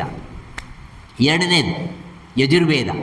ಆ ದೇವತೆಗಳ ಅನುಗ್ರಹವನ್ನು ನಾವು ಹೊಂದಬೇಕಾದ್ರೆ ಸ್ವಲ್ಪ ವಿಧಾನಗಳಿವೆ. ಯಜ್ಞ ಮಾಡಬೇಕು, ಒಂದು ವ್ರತ ಮಾಡಬೇಕು, ಒಂದು ಪೂಜೆ ಮಾಡಬೇಕು. ಹೆಂಗೆ ಮಾಡಬೇಕು? ಒಂದೊಂದು ವ್ರತ ವಿಧಾನವೇ ಬೇರೆ, ಒಂದು ಯಜ್ಞದ ವಿಧಾನವೇ ಬೇರೆ, ಆ ಯಜ್ಞದಲ್ಲಿ ಬಳಸಬೇಕಾಗಿರ್ತಕ್ಕಂಥ ಮಂತ್ರಗಳೇ ಬೇರೆ, ಆ ಅಧಿದೇವತಾನೇ ಬೇರೆ. ಆ ವಿಧಾನಗಳು ಏನಿವೆಯೋ ದೇವತಾ ಅನುಗ್ರಹವನ್ನು ಹೊಂದೋದಕ್ಕೆ ನಾವು ಮಾಡಬೇಕಾಗಿರ್ತಕ್ಕಂಥ ವಿಧಾನಗಳ ಸಂಪುಟ ಎಲ್ಲವೂ ಇರೋದು ಯಜುರ್ವೇದದಲ್ಲಿ. ಇನ್ನು ಮೂರನೇದು, ನೀವು ವರಮಹಾಲಕ್ಷ್ಮಿ ವ್ರತ ಮಾಡ್ತೀರಿ, ಎಲ್ಲಿಂದ ಬಂತದು? ಹೀಗೆ ಮಾಡಬೇಕು, ಹಾಗೆ ಮಾಡಬೇಕು ಅಂತಂದು ಎಲ್ಲ ಹೇಳ್ತೀವಲ್ವ. ಹೀಗೆ ಮಾಡಬೇಕಂದ್ರೆ ಯಾರು ಹೇಳಿದ್ರೆ ನಿಮಗೆ? ಅದು ಯಜುರ್ವೇದ ಅಂತರ್ಗತ. ಸಂಧ್ಯಾವಂದನ ಮಾಡಬೇಕು, ಹೆಂಗೆ ಮಾಡಬೇಕು? ಸಂಧ್ಯಾವಂದನ ಮಾಡೋದೆಲ್ಲ ಯಜುರ್ವೇದದಲ್ಲಿದೆ. ಮಂತ್ರಪುಷ್ಪ ಏನು ಹೇಳಬೇಕು? ಅದು ಯಜುರ್ವೇದದಲ್ಲಿದೆ. ಅಂದರೆ ವಿಧಾನವೆಲ್ಲ ಇರೋದು ಎದರಲ್ಲಿ? ಯಜುರ್ವೇದದಲ್ಲಿ. ಇನ್ನು ಮೂರನೇ ವೇದ ಸಾಮವೇದದಲ್ಲಿ ಅಲ್ಲಿ ಇರ್ತಕ್ಕಂಥ ಮಂತ್ರಗಳನ್ನು ಯಾವ ರೀತಿಯಾಗಿ ಹೇಳಬೇಕು, ವಚನ ರೂಪದಲ್ಲಿ ಹೇಳಬೇಕು, ಪದ್ಯ ರೂಪದಲ್ಲಿ ಹೇಳಬೇಕು, ರಾಗಯುಕ್ತವಾಗಿ ಹೇಳಬೇಕು, ಯಾವ ರೀತಿಯಾಗಿ ಸಂಗೀತಮಯವಾಗಿ ಗಾಂಧರ್ವ ಲೋಕಕ್ಕೆ ಸಂಬಂಧಪಟ್ಟಿರ್ತಕ್ಕಂಥ ಸಾಮವೇದ, ಆ ಸಂಗೀತಮಯವಾಗಿರ್ತಕ್ಕಂಥ ಆ ಸಾಮವೇದ ಆ ಮಂತ್ರಗಳ ಉಚ್ಚಾರಣೆಯನ್ನು ಹೇಗೆ ಮಾಡಬೇಕು ಅನ್ನೋದನ್ನು ನಿಯಂತ್ರಣ ಮಾಡ್ತಕ್ಕಂಥ ವೇದ ಸಾಮವೇದ. ಇನ್ನು ನಾಲ್ಕನೇ ವೇದ ಅಥರ್ವವೇದ ಏನು ಹೇಳುತ್ತೆ ಅಂದರೆ ಯುದ್ಧ ಕೌಶಲ್ಯಕ್ಕೆ ಸಂಬಂಧಪಟ್ಟಿರ್ತಕ್ಕಂಥ ವಿದ್ಯೆ, ಧನುರ್ವೇದಕ್ಕೆ ಸಂಬಂಧಪಟ್ಟಿರ್ತಕ್ಕಂಥ ವಿದ್ಯೆ, ಗಾಂಧರ್ವ ವಿದ್ಯೆ ಅಷ್ಟೇ ಅಲ್ಲ, ಆಯುರ್ವೇದ, ಇವೆಲ್ಲವೂ ಒಳಗೊಂಡಿರ್ತಕ್ಕಂಥ ಯಾವ ವೇದ ಇದೆಯೋ ಅದು ಅಥರ್ವವೇದ. ಆತ್ಮೀಯರೇ, ಇದು 4 ವೇದಗಳು. ಈ 4 ವೇದಗಳಿಗೆ 4 ಉಪನಿಷತ್ತುಗಳು ಮಾತ್ರ ಹೇಳಿದ್ದೀನಿ ನಾನು. ಒಂದು ಐತರಿಯ ಉಪನಿಷತ್, ಎರಡನೇದು ಬೃಹದಾರಣ್ಯಕೋಪನಿಷತ್, ಮೂರನೇದು ಛಾಂದೋಗ್ಯೋಪನಿಷತ್, ನಾಲ್ಕನೇದು ಮಾಂಡುಕ್ಯೋಪನಿಷತ್. ಈ 4 ವೇದಗಳನ್ನು, ಈ 4 ಉಪನಿಷತ್ತುಗಳನ್ನು ಓದೋದು ಕಷ್ಟ. ಹೋಗಲಿ, 4 ವಾಕ್ಯ ಅದನ್ನು ತಿಳ್ಕೊಳ್ಳೋಣ. 4 ವಾಕ್ಯಗಳು, 4 ವೇದಗಳು, 4 ಉಪನಿಷತ್ತುಗಳು, 4 ವಾಕ್ಯಗಳು. ಆ 4 ವಾಕ್ಯಗಳು ಗೊತ್ತು ಮಾಡಿಕೊಂಡ್ರೆ ಸಾಕು. ಆ 4 ವಾಕ್ಯಗಳು ಯಾವುದು? ಮೊದಲನೇದು ಋಗ್ವೇದ ಐತರೇಯೋಪನಿಷತ್, ಅದರ ಮಹಾವಾಕ್ಯ ಪ್ರಜ್ಞಾನಂ ಬ್ರಹ್ಮ. ಎರಡೇ ಪದ ಯಾವುದರದು? ಪ್ರಜ್ಞಾನಂ ಬ್ರಹ್ಮ. ಪ್ರಜ್ಞವೇ ಬ್ರಹ್ಮವಸ್ತುವು. ಇದು ನಿಜವಾಗಿ ಬ್ರಹ್ಮವಸ್ತುವಿನ ಒಂದು ನಿರ್ವಚನ. ಏನೇಕ್ಷತಿ ಶೃಣೋತಿ ಜಿಘ್ರತಿ ವ್ಯಾಕರೋತಿ ಚ ಸ್ವಾದು ಅಸ್ವಾದು ವಿಜಾನಾತ್ ತತ್ ಪ್ರಜ್ಞಾನಂ ಇತಿ ಸ್ಮೃತಂ. ಸುಲಭವಾಗಿರ್ತಕ್ಕಂಥದ್ದು. ನೀವು ಹುಡುಕೊಂಡು ಹೋಗೋ ಅವಶ್ಯಕತೆ ಇಲ್ಲ. ಇದು ಮನನವನ್ನು ಮಾಡಿಕೊಂಡು ನಿಮ್ಮಲ್ಲಿ ನೀವು ನೋಡ್ಕೊಳ್ಬೇಕಾಗಿರ್ತಕ್ಕಂಥದ್ದು. ಯಾವ ಶಕ್ತಿಯಿಂದ, ಸರಳವಾಗಿರ್ತಕ್ಕಂಥ ಕನ್ನಡದಲ್ಲಿ ಹೇಳ್ತಾರೆ, ಯಾವ ಶಕ್ತಿಯಿಂದ ನಾನು ಕಿವಿಲಿಂದ ನಾನು ಶಬ್ದಗಳನ್ನು ಕೇಳ್ತಾ ಇದ್ದೀನೋ, ಯಾವ ಶಕ್ತಿಯಿಂದ ಕೇಳ್ತಾ ಇದ್ದೀರಪ್ಪ? ಕಿವಿಯಿಂದ, ಯಾವ ಶಕ್ತಿಯಿಂದ ನಾನು ಕೇಳ್ತಾ ಇದ್ದೀನೋ. ಕಿವಿ ಇರಬಹುದು, ಎಲ್ಲ ಕೇಳ್ತಾ ಇದ್ದಾರಾ? ನನಗೆ ಡೌಟು. ನಿಮಗೆ ಕಿವಿಗಳು ಇದೆ, ಅದರ ಒಳಗಡೆ ಯಾವುದೋ ಒಂದು ಶಕ್ತಿ ಇರಬೇಕು. ಆ ಶಬ್ದಗಳನ್ನು ಅರ್ಥ ಮಾಡಿಕೊಂಡು ಅದಕ್ಕೆ ರೂಪಕಲ್ಪನೆ ಮಾಡಿಕೊಂಡು ಅದಕ್ಕೆ ಇದೇ ನಿಜವಾಗಿರ್ತಕ್ಕಂಥ ಅರ್ಥ ಅಂತ ನಿರ್ಧಾರಣೆ ಮಾಡಬೇಕಾಗಿರ್ತಕ್ಕಂಥ ಒಂದು ಶಕ್ತಿ ಇದೆ. ಆ ಶಕ್ತಿಯೇ ಪ್ರಜ್ಞಾ. ಏನೇಕ್ಷತಿ, ಯಾವ ಶಕ್ತಿಯಿಂದ ನಾನು ನೋಡ್ತಾ ಇದ್ದೀನೋ. ನಾವು ಅಂದ್ಕೊಳ್ತೀವಿ ನನ್ನ ಕಣ್ಣಿಂದ ನೋಡ್ತಾ ಇದ್ದೀನಿ, ಕಣ್ಣಿಂದ ಇಲ್ಲ, ಸ್ಪೆಕ್ಸ್ಲಿಂದ ನೋಡ್ತಾ ಇದ್ದೀನಿ.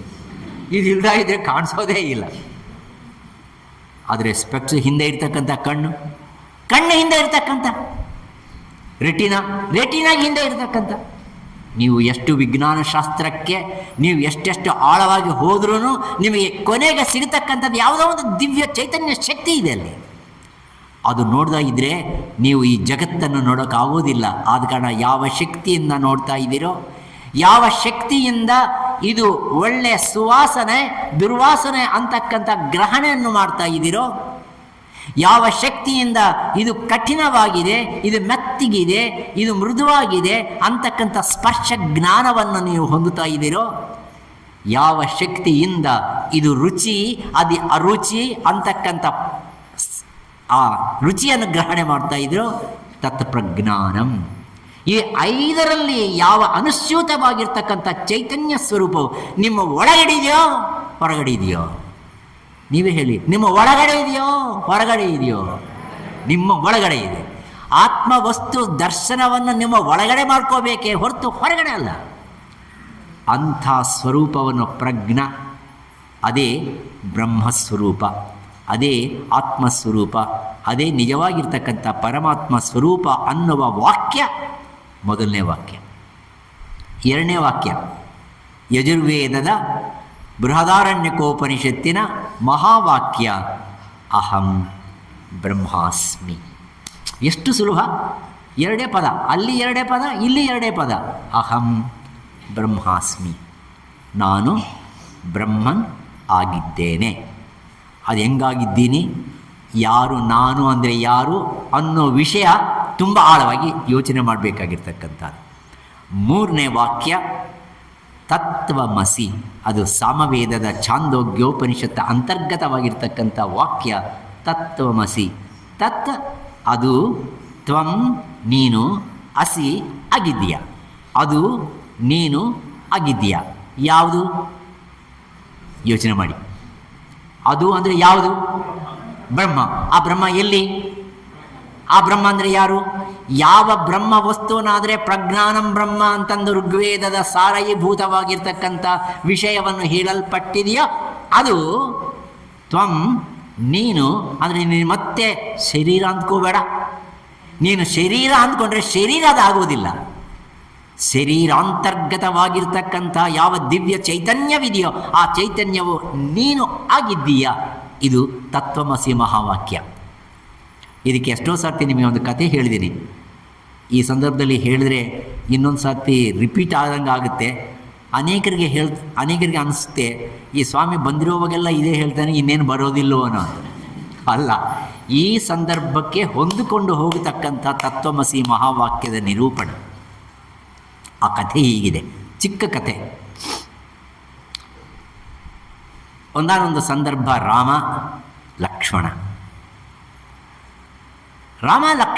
ರಾಮ ಸೀತೆಯನ್ನು ಹುಡುಕೋಕೆ ಕಾಡಿಗೆ ಹೋಗಿದ್ದಾನೆ, ಹುಡುಕ್ತಾ ಇದ್ದಾನೆ. ಅವರಿಗೆ ಎಲ್ಲಿ ನೋಡಿದ್ರು ಸೀತೆ, ಸೀತಾ ಸೀತಾ ಸೀತಾ ಸೀತಾ ಎಲ್ಲರನ್ನೂ ಕೇಳ್ತಾನೆ. ಹಿಂದೆ ಲಕ್ಷ್ಮಣ ಪಾಪ ಎ ಸಿನ್ಸಿಯರ್ ಫಾಲೋಯರ್. ಮೇಲ್ಗಡೆ ನಾರದ ಮತ್ತು ಇಂದ್ರ ಇವರಿಬ್ಬರು ವಿಮಾನದಲ್ಲಿ ಹೋಗ್ತಾ ಇದ್ದಾರೆ. ಕೆಳಗಡೆ ನೋಡ್ತಾರೆ, ರಾಮಚಂದ್ರ ಅಳ್ತಾ ಹೋಗ್ತಾ ಇದ್ದಾನೆ, ಸೀತಾ ಸೀತಾ ಸೀತಾ ಅಂತ. ಅಯ್ಯೋ, ನಾರದ ಹೇಳ್ತಾನೆ, ನಮ್ಮ ರಾಮ ಅಳ್ತಾ ಇದ್ದಾನೆ, ಎಲ್ಲದನ್ನು ದೇವರು ಹತ್ತಿದ್ದು ನೋಡಿದ್ದೀರಾ? ದೇವರು ಅಂದರೆ ಯಾವಾಗಲೂ ಗಂಭೀರವಾಗಿರಬೇಕು, ಹಸನ್ಮುಖಿಯಾಗಿರಬೇಕು, ಯಾವಾಗಲೂ ಸಂತೋಷವಾಗಿರೋನು ದೇವರು. ದುಃಖದಿಂದ ಇರೋವನು ಜೀವನು, ಸುಖವಾಗಿ ಇರೋವನು ದೇವರು. ಅಂಥದ್ದು ರಾಮ ಆಡ್ತಾ ಇದ್ದಾನೆ. ಹಾಗಾದರೆ ಪರೀಕ್ಷೆ ಮಾಡಬೇಡ, ಯಾತಕ್ಕೋಸ್ಕರ ಆಳ್ತಾ ಇದ್ದಾನೋ ಅನ್ಕೋತಾವ. ಇಬ್ಬರು ವೇಷ ಬದಲಾವಣೆ ಮಾಡ್ಕೊತಾರೆ. ಗುರು ಶಿಷ್ಯರ ವೇಷ ಹಾಕ್ಕೊಂಡು ಕೆಳಗಡೆ ಇಳಿತಾರೆ. ಕೆಳಗಡೆ ಇಳಿದು ಆ ಗುರು ಶಿಷ್ಯರ ವೇಷ ಹಾಕ್ಕೊಂಡು ರಾಮ ಲಕ್ಷ್ಮಣ ಹೋಗ್ತಾ ಇದ್ದರೆ ಅವ್ರಿಗೆ ಆಪೋಸಿಟ್ ಬರ್ತಾ ಇದ್ದಾರೆ. ಬಂದು ರಾಮನನ್ನು, ತಾಳಪ್ಪ ಎಲ್ಲಿಗೆ ಹೋಗ್ತಾ ಇದೆಯಾ? ನಾನು ಸೀತಾನ ಹುಡ್ತಾ ಇದ್ದೇನೆ, ಸೀತಾನ ಹುಡ್ತಾ ಇದ್ದೀನಿ. ಸೀತಾನ ಹುಡ್ತಾ ಇದ್ದೀ, ನೀನು ಯಾರು? ಪ್ರಶ್ನೆ ತುಂಬ ನೇರವಾಗಿ, ನೀನು ಯಾರು? ಆವಾಗ ರಾಮಚಂದ್ರ ಹೇಳ್ತಾನೆ, ನಾನು ದಶರಥ ಪುತ್ರ ರಾಮ. ತುಂಬ ಇದೇನು ಒಂಥರ ಅಭಿಮಾನ. ನಾನು ರಾಜಾರಾಮ ಅಲ್ಲ, ನಾನು ಸಿಂಹಾದ್ರಿ ಸ್ವಾಮಿಗಳ ಮಗ. ಇದು ಏನೋ ಒಂಥರ ಅಭಿಮಾನ ಜಾಸ್ತಿ. ನಾನು ದಶರಥ ಪುತ್ರ ರಾಮ. ನಾರದ ಹೇಳ್ತಾನೆ, ನೀನು ಯಾರು ಅಂತಂದು ಹೇಳಿದ್ರೆ ನಿನ್ನ ಹೆಸರು ಹೇಳ್ತೀಯಲ್ವಾ, ನಿನ್ನ ಹೆಸರು ಕೇಳಲಿಲ್ಲ. ನಿಮ್ಗೆ ಅರ್ಥ ಆಗ್ತಾ ಇದೆಯಾ? ನೀವು ಯಾರು ಅಂತ ಕೇಳಿದ್ರೆ ನೀವೇನು ಹೇಳ್ತೀರಿ? ನಿಮ್ಮ ಹೆಸರು ಹೇಳ್ತೀರಿ. ನಿಮ್ಮ ಹೆಸರು ನಿಮ್ಮ ಅಪ್ಪ ನಿಮ್ಮ ತಂದೆ ನಿಮ್ಮ ತಾಯಿ ಪ್ರೀತಿಯಿಂದ ಯಾವುದೋ ಒಂದು ಹೆಸರಿಟ್ಟರು, ತಿಮ್ಮಪ್ಪನೋ ಬೊಮ್ಮಪ್ಪನೋ ಎಂಥದ್ದು. ಇಲ್ಲಿ ಸುಂದರಮ್ಮನೋ ಕಾರ್ತಿಕಮ್ಮನೋ ಯಾವುದೋ ಒಂದು ಹೆಸರು ಅವ್ರಿಗೆ ಏನು ತೋಚುತ್ತೋ ಅದು. ಈ ಮಧ್ಯದಲ್ಲಿ ಹೆಸರು ಹೇಳ್ತಾರೆ, ಆ ಹೆಸರಿಗೆ ಅರ್ಥವೇ ಆಗೋದಿಲ್ಲ. ಆ ಹೆಸರು ಹೆಂಗಿರುತ್ತೆ ಅಂದರೆ ಅದು ಹೇಳೋದೇ ಕಷ್ಟ. ಅಂಥ ಹೆಸರುಗಳಿರ್ತಾರೆ, ಅದಕ್ಕೆ ಸ್ಪೆಲ್ಲಿಂಗೇ ಗೊತ್ತಾಗಲ್ಲ. ಆದರೆ ಆ ಹೆಸರುಗಳು ತಂದೆ ತಾಯಂದರಿಗೆ ಪ್ರೀತಿಯಾಗಿರ್ತಕ್ಕಂಥದ್ದು ನಿನ್ನ ಹೆಸರು. ಒಬ್ಬರು ಮೊನ್ನೆ ನೋಡಿದೆ, ಒಬ್ಬರು ಬಂದಿದ್ರು, ಅಮ್ಮ ನಿನ್ನ ಹೆಸರೇನಮ್ಮ? ಸಾಕಮ್ಮ. ಈ ಪದ ತುಂಬ ಪ್ರಚಲಿತವಾಗಿರ್ತಕ್ಕಂಥ ಹೆಸರು ಇದು, ಸಾಕಮ್ಮ. ಏನಮ್ಮ ನೀವು ಎಷ್ಟು ಜನ ಇದ್ದೀರಿ ನಿಮ್ಮ ತಂದೆ ತಾಯಂದರಿಗೆ ಅಂದರೆ, ಅಯ್ಯೋ ಅದೇ ಸ್ವಾಮಿ, ನಮ್ಮ ಮನೆಯಲ್ಲಿ ನಾವು 10 ಜನ, ನಾನು 10ನೇವಳು. ನನ್ನ ತಂದೆ ತಾಯಂದರಿಗೆ ಸಾಕು ಸಾಕು ಸಾಕು ಆಗಿಬಿಟ್ಟಿತ್ತು, ಅದಕ್ಕೋಸ್ಕರ ನನ್ನ ಹೆಸರು ಸಾಕಮ್ಮ ಅಂತ ನಿಂತಿದ್ದಾರೆ. ನಾನು ಒಂದು ಕೇಳಿದೆ, ಇದು ಚೆನ್ನಾಗಿದೆಯೇನಮ್ಮ, ಈ ಹೆಸರು ಚೆನ್ನಾಗಿದೆಯಾ ಅಂತ ಕೇಳಿದ್ರೆ, ಅದೇನು ಸ್ವಾಮಿ ನಮ್ಮ ತಂದೆ ತಾಯಂದ್ರು ಇಟ್ಟಿದ್ದು ಅಷ್ಟೇ ಚೆನ್ನಾಗಿದೆ ನನಗೆ, ಸಾಕಪ್ಪ, ಇಷ್ಟೇ ಸಾಕಪ್ಪ ಅಂದ್ಕೊಂಡೆ. ಅಂದರೆ ತಂದೆ ತಾಯಂದರು ಹೇಳಿರ್ತಕ್ಕಂಥ ಯಾವ ನಾಮವಿದೆಯೋ ಆ ನಾಮವು ಎಷ್ಟು ಪ್ರೀತಿ ಪಾತ್ರ. ನಿನಗೆ ನೀನು ಯಾರು ಅಂತ ಕೇಳಿದ್ರೆ ನಿನ್ನ ಹೆಸರು ಹೇಳ್ತೀಯಲ್ವಾ, ನಿನ್ನ ಹೆಸರಲ್ಲ ನಾನು ಕೇಳಿದ್ದು, ನೀನು ಯಾರು? ಅಕಸ್ಮಾತಾಗಿ ಈ ಪ್ರಶ್ನೆ ನಿಮ್ಮನ್ನು ಕೇಳಿದ್ರೆ ನೀವೇನು ಹೇಳ್ತೀರಿ? ಹೆಸರು ಬೇಡ, ನನಗೆ ಹೆಸರು ಬೇಡೇ ಬೇಡ, ನೀವು ಯಾರು ಅಂತ ಕೇಳಿದ್ರೆ ಏನು ಹೇಳಬೇಕು? ಆವಾಗ ರಾಮಚಂದ್ರನ ಸ್ವಲ್ಪ ಮನಸ್ಸನ್ನು ಅಂತರಂಗವನ್ನು ಮಾಡ್ಕೊಳ್ತಾರೆ. ಮನೋನಿವೃತ್ತಿ ಪರಮೋಪಶಾಂತಿ ಸತೀರ್ಥವರ್ಯ ಮಣಿಕರ್ಣಿಕಾಚ. ತನ್ನ ಮನಸ್ಸನ್ನು ಅಂತರಂಗವನ್ನು ಯಾವಾಗಾದರೆ ನೋಡ್ಕೊತಾನೆ ಅರ್ಥ ಆಗಿಬಿಡುತ್ತೆ, ಬಂದಿರೋರು ನಾರದ ಇಂದ್ರ ಅಂತ. ಇದು ಮಹಾವಿಷ್ಣುವು, ರಾಮ ಸಾಕ್ಷಾತ್ ಮಹಾವಿಷ್ಣು ಸ್ವರೂಪ ಅವತಾರವನ್ನು ಮಾಡಿಕೊಂಡಿದೆ ಬಂದಿದ್ದಾನೆ ಹೊರತು ನಾಟಕ. ಆದರೆ ನಿಜವಾಗಿ ತನ್ನಲ್ಲಿ ಇರ್ತಕ್ಕಂಥ ಸ್ಫೂರ್ತಿ ತನಗೆ ಗೊತ್ತಿದೆ. ಅದಕ್ಕೋಸ್ಕರನೇ ತಕ್ಷಣ ಹೇಳ್ತಾನೆ, ನಾರದ ನೀನಾಗಿ ಬಂದೆ ಅಂತ ಕೇಳ್ತಾನೆ.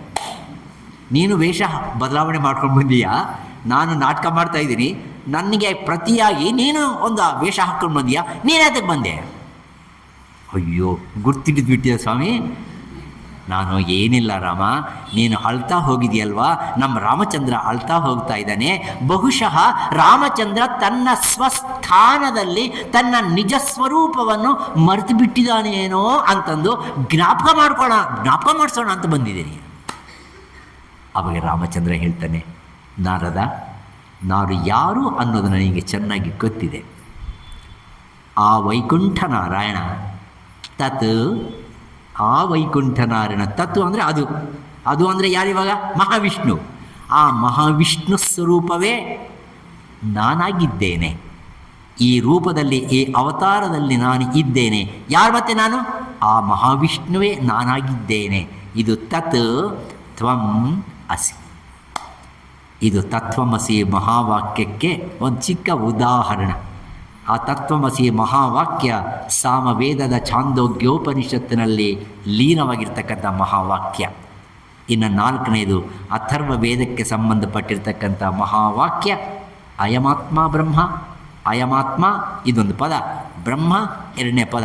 ಈ 4 ವಾಕ್ಯಗಳು ಏನಿವೆಯೋ ಈ 4 ವಾಕ್ಯಗಳೇ ಮಹಾವಾಕ್ಯಗಳು. ಇದೇ ವೇದದ ಸಾರ, ಉಪನಿಷತ್ ಸಾರ, ಗೀತಾ ಸಾರ, ಭಾಗವತ ಸಾರ.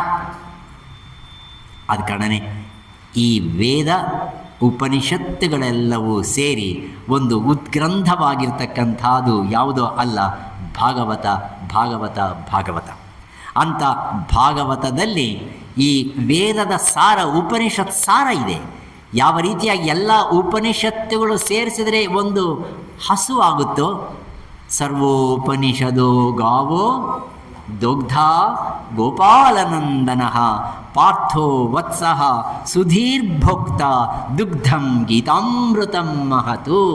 ವೇದಗಳ ಸಾರ ಉಪನಿಷತ್ತು, ಉಪನಿಷತ್ತುಗಳ ಸಾರ ನಿಜವಾಗಿರ್ತಕ್ಕಂಥ ಭಗವದ್ಗೀತಾ, ಆ ಭಗವದ್ಗೀತಾ ಸಾರ ಭಾಗವತ. ನನಗೆ ಅನ್ನಿಸ್ತೆ ಭಗವದ್ಗೀತಾ, ಬ್ರಹ್ಮಸೂತ್ರಗಳು ಇವೆಲ್ಲವೂ ಥಿಯರಿ, ಆದರೆ ಪ್ರಾಕ್ಟೀಸ್ ಅದನ್ನು ನಿಜವಾಗಿಯೂ ನಮ್ಮ ನಿಜ ಜೀವನದಲ್ಲಿ ಆ ಭಗವಂತನ ಪವಾಡಗಳನ್ನು, ಭಗವಂತನ ನಿಜವಾಗಿರ್ತಕ್ಕಂಥ ಪ್ರಭುತ್ವವನ್ನು, ಲೀಲೆಗಳನ್ನು ತೋರಿಸ್ತಕ್ಕಂಥ ಯಾವ ಮಹಾಗ್ರಂಥವಿದೆಯೋ ಆ ಗ್ರಂಥ ಭಾಗವತ ಭಾಗವತ ಭಾಗವತ. ಆದ ಕಾರಣನೇ ತೆಲುಗಿನಲ್ಲಿ ಹೇಳ್ತಾರೆ, ಭಾಗವತ ಭಾಗವತ ಅಂತ ಹೋದರೆ ನೀವು ಭಾಗವತವಯ್ಯ, ಭಾಗವತಂ ಭಾಗವತಂ ಭಾಗವತಂ ಭಾಗವತಂ ಅಂತಂದು ಹೇಳ್ತಾ ಹೋಗಿ ನೀವೇಮೋತಾವು ಭಾಗವತ ಅಂದರೆ ಒಳ್ಳೆಯವನಾಗ್ತೀವಿ. ಅದು ಕೇವಲ ಆ ಪದಗಳಿಗೆ ಹೇಳೋದೇ ಸಾಕು. ಆದರೆ ಆ ಭಾಗವತದಲ್ಲಿ ನಿಕ್ಷಿಪ್ತವಾಗಿರ್ತಕ್ಕಂಥ ವಿಷಯ ಏನು? ಭಕ್ತಿ, ಗ ಜ್ಞಾನ, ವೈರಾಗ್ಯ, ತ್ಯಾಗ, ಮುಕ್ತಿ. ಎಷ್ಟಾಯ್ತಪ್ಪ?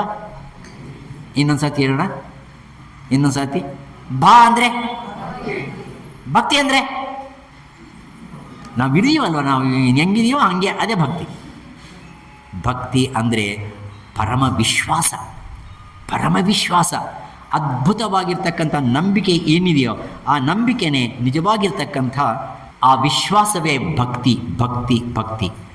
ಆ ವಿಶ್ವಾಸವು ಅನ್ನುವ ಭಕ್ತಿಯೇ ಭಾಗವತದಲ್ಲಿ ತುಂಬಿ ತುಳುಕ್ತಾ ಇದೆ. ಪ್ರತಿಯೊಬ್ಬ ಭಕ್ತನಿಗೆ ನಿಜವಾಗಿರ್ತಕ್ಕಂಥ ಆಸ್ತಿ ಯಾವುದು ಅಂದರೆ ತನ್ನಲ್ಲಿರ್ತಕ್ಕಂಥ ಭಕ್ತಿಯೇ ತನ್ನ ಆಸ್ತಿ. ಧ್ರುವನ್ ತಗೊಂಡ್ರು, ಪ್ರಹ್ಲಾದನ್ ತಗೊಂಡ್ರು, ಯಾರನ್ನೇ ತಗೊಳ್ಳಿ, ಗೋಪಿಕಾಸ್ತ್ರೀಯನ್ನು ನೋಡಿ, ಯಾರನ್ನೇ ನೋಡಿ, ಅಲ್ಲಿ ತುಳುಕ್ತಕ್ಕಂಥ ನಿಜವಾಗಿರ್ತಕ್ಕಂಥ ಆಸ್ತಿ, ಐಶ್ವರ್ಯ ಯಾವುದು ಅಂದರೆ ಭಕ್ತಿ ಭಕ್ತಿ ಭಕ್ತಿ ಭಕ್ತಿ, ಆ ನಂಬಿಕೆ. ಅದಕ್ಕೋಸ್ಕರ ಸ್ವಾಮಿ ವಿವೇಕಾನಂದ ಹೇಳ್ತಾರೆ, faith is God. Faith in God, faith for God, faith by God ಅಲ್ಲ, ಫೇತ್ ಈಸ್ ಗಾಡ್. ನಂಬಿಕೆಯೇ ಭಗವಂತ. ನೀನು ನಂಬಿದ್ರೆ ಇದೆ, ನೀನು ನಂಬದಾಯಿದ್ರೆ ಇಲ್ಲ. ಆದ ಕಾರಣನೇ ಕಠೋಪನಿಷತ್ತಿನಲ್ಲಿ ನಚಿಕೇತನಿಗೆ ಯಮ ಧರ್ಮರಾಜ ಹೇಳ್ತಾನೆ, ನೀನು ನಂಬಬೇಕು, ನೀನು ನಂಬಿ ಅದನ್ನು ದರ್ಶನ ಮಾಡ್ಕೊಳ್ತಕ್ಕಂಥ ಪ್ರಯತ್ನವನ್ನು ಪಡು, ನಿನಗೆ ಕಾಣಿಸ್ತೆ. ನೀವು ನಂಬಿಕೆನೇ ಇಲ್ಲದ ಇದ್ದರೆ ನಿನಗೆ ಕಾಣಿಸೋದೇ ಇಲ್ಲ. ಒಂದಾನೊಂದು ಸಂದರ್ಭ, ಕನಕದಾಸ ಜೊತೆಯಲ್ಲಿ ಅವನ ಫ್ರೆಂಡಿಗೆ ಹೇಳ್ತಾನೆ ಕನಕದಾಸ, ನಾನು ಪ್ರತಿ ದಿವಸ ಕೃಷ್ಣನ ನೋಡ್ತೀನಿ, ಕರೆಕ್ಟಾಗಿ 7 ಗಂಟೆಗೆ ನಾನು ದೇವಸ್ಥಾನಕ್ಕೆ ಹೋಗ್ತೀನಿ, ಅಲ್ಲಿ ನಿಂತರೆ ಸಾಕು, ಟಕ್ಕಂತ ಕೃಷ್ಣ ಬರ್ತಾನೆ, ನಾನು ನೋಡ್ತೀನಿ, ದರ್ಶನ ಮಾಡ್ಕೊತೀನಿ, ಸಂತೋಷ ಆಗುತ್ತಪ್ಪ. ನನಗೂ ತೋರಿಸೋ ನಿನಗೂ ತೋರಿಸ್ತೀನಿ ಬಾ. ಬಂದ, ಅಲ್ಲಿ ಇಬ್ಬರು ನಿಂತ್ಕೊಂಡಿದ್ರು. 7 ಗಂಟೆ ಆಯಿತು. 7 ಗಂಟೆ ಆದ ತಕ್ಷಣವೇ ಆ ಕನಕದಾಸ, ಸ್ವಾಮಿ ಚೆನ್ನಾಗಿದೆಯಾ, ಎಷ್ಟು ಆನಂದ ಆಯಿತು, ಕುಣಿತಾ ಇದ್ದಾನೆ. ಪಕ್ಕದಲ್ಲಿರೋನು ಅಂದ್ಕೊಂಡ, ಇವನೇನು ಹುಚ್ಚಾಗ್ಬಿಡ, ಇವನು ಕುಣಿತಾ ಇದ್ದಾನೆ. ಯಾರು ಬಂದರು? ಯಾರೂ ಬಂದಿಲ್ಲ.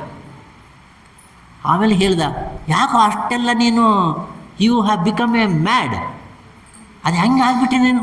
ಏ ಕೃಷ್ಣ ಬಂದಿದ್ದ ನಾನು ನೋಡಿದೆ, ಎಷ್ಟು ಚೆನ್ನಾಗಿದ್ದ. ಏನು ಕೃಷ್ಣ ಬಂದಿದ್ದ? 7 ಗಂಟೆಗೆ ಹೋಗಿದ್ದು ನಾಯಿ. ನೀನು ನಾಯಿನ ನೋಡಿ ಕೃಷ್ಣ ಕೃಷ್ಣ ಅಂತೀಯಲ್ವಾ? ಅಯ್ಯೋ ಮಾರಾಯ, ಅದು ಯಾರು ಅಂದ್ಕೊಂಡ್ಯೋ? ಅದು ನಾರಾಯಣನೇ. ಅದಕ್ಕೋಸ್ಕರ ನಾಯಿಗೆ ಒಂದು ಹೆಸರಿದೆ, ನಾರಾಯಣ ಅಂತ. ಅದು ನಾರಾಯಣನೇ, ಸಾಕ್ಷಾತ್ ನಾರಾಯಣ. ನಿನಗೆ ಅದನ್ನು ನಾರಾಯಣ ಬುದ್ಧಿ ನಿನಗೆ ಬಂದಿಲ್ಲ. ಎಲ್ಲಿ ಮಿಸ್ಟೇಕ್ ಇದೆ, ಆ ನಾರಾಯಣನಲ್ಲಿ ಮಿಸ್ಟೇಕ್ ಅಲ್ಲ, ನೀನು ನೋಡಿರ್ತಕ್ಕಂಥ ದೃಷ್ಟಿ ಇಲ್ಲ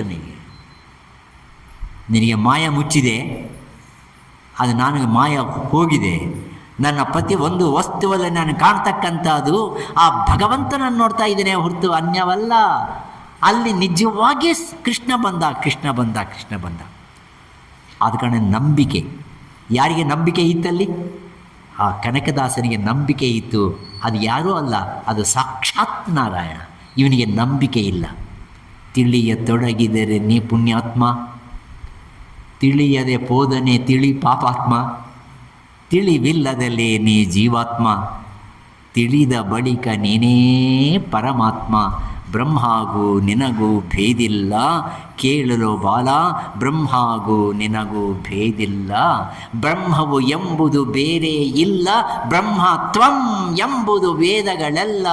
ಬ್ರಹ್ಮವ ನೀ ಶ್ರುತಿ ಸಾರುವುದಲ್ಲ, ಧರ್ಮವು ಕರ್ಮವು ನಿನಗೇನಿಲ್ಲ, ಬ್ರಹ್ಮಾಗೂ ನಿನಗೂ ಭೇದಿಲ್ಲ.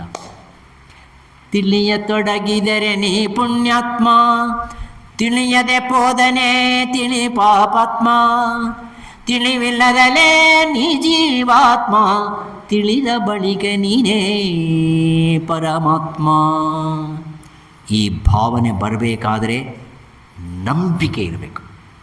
ಆ ವಿಶ್ವಾಸ ಅನ್ನೋದೇನಿದೆಯೋ ಅದು ಭಕ್ತಿ ಭಕ್ತಿ ಭಕ್ತಿ. ಎರಡನೇದೇನು? ಭಾಗ. ಎರಡನೇದೇನು? ಜ್ಞಾನ. ಯಾವ ಜ್ಞಾನ? ಪ್ರಾಪಂಚಿಕ ಜ್ಞಾನನ? ಸ್ವರ್ಗ ಜ್ಞಾನನ?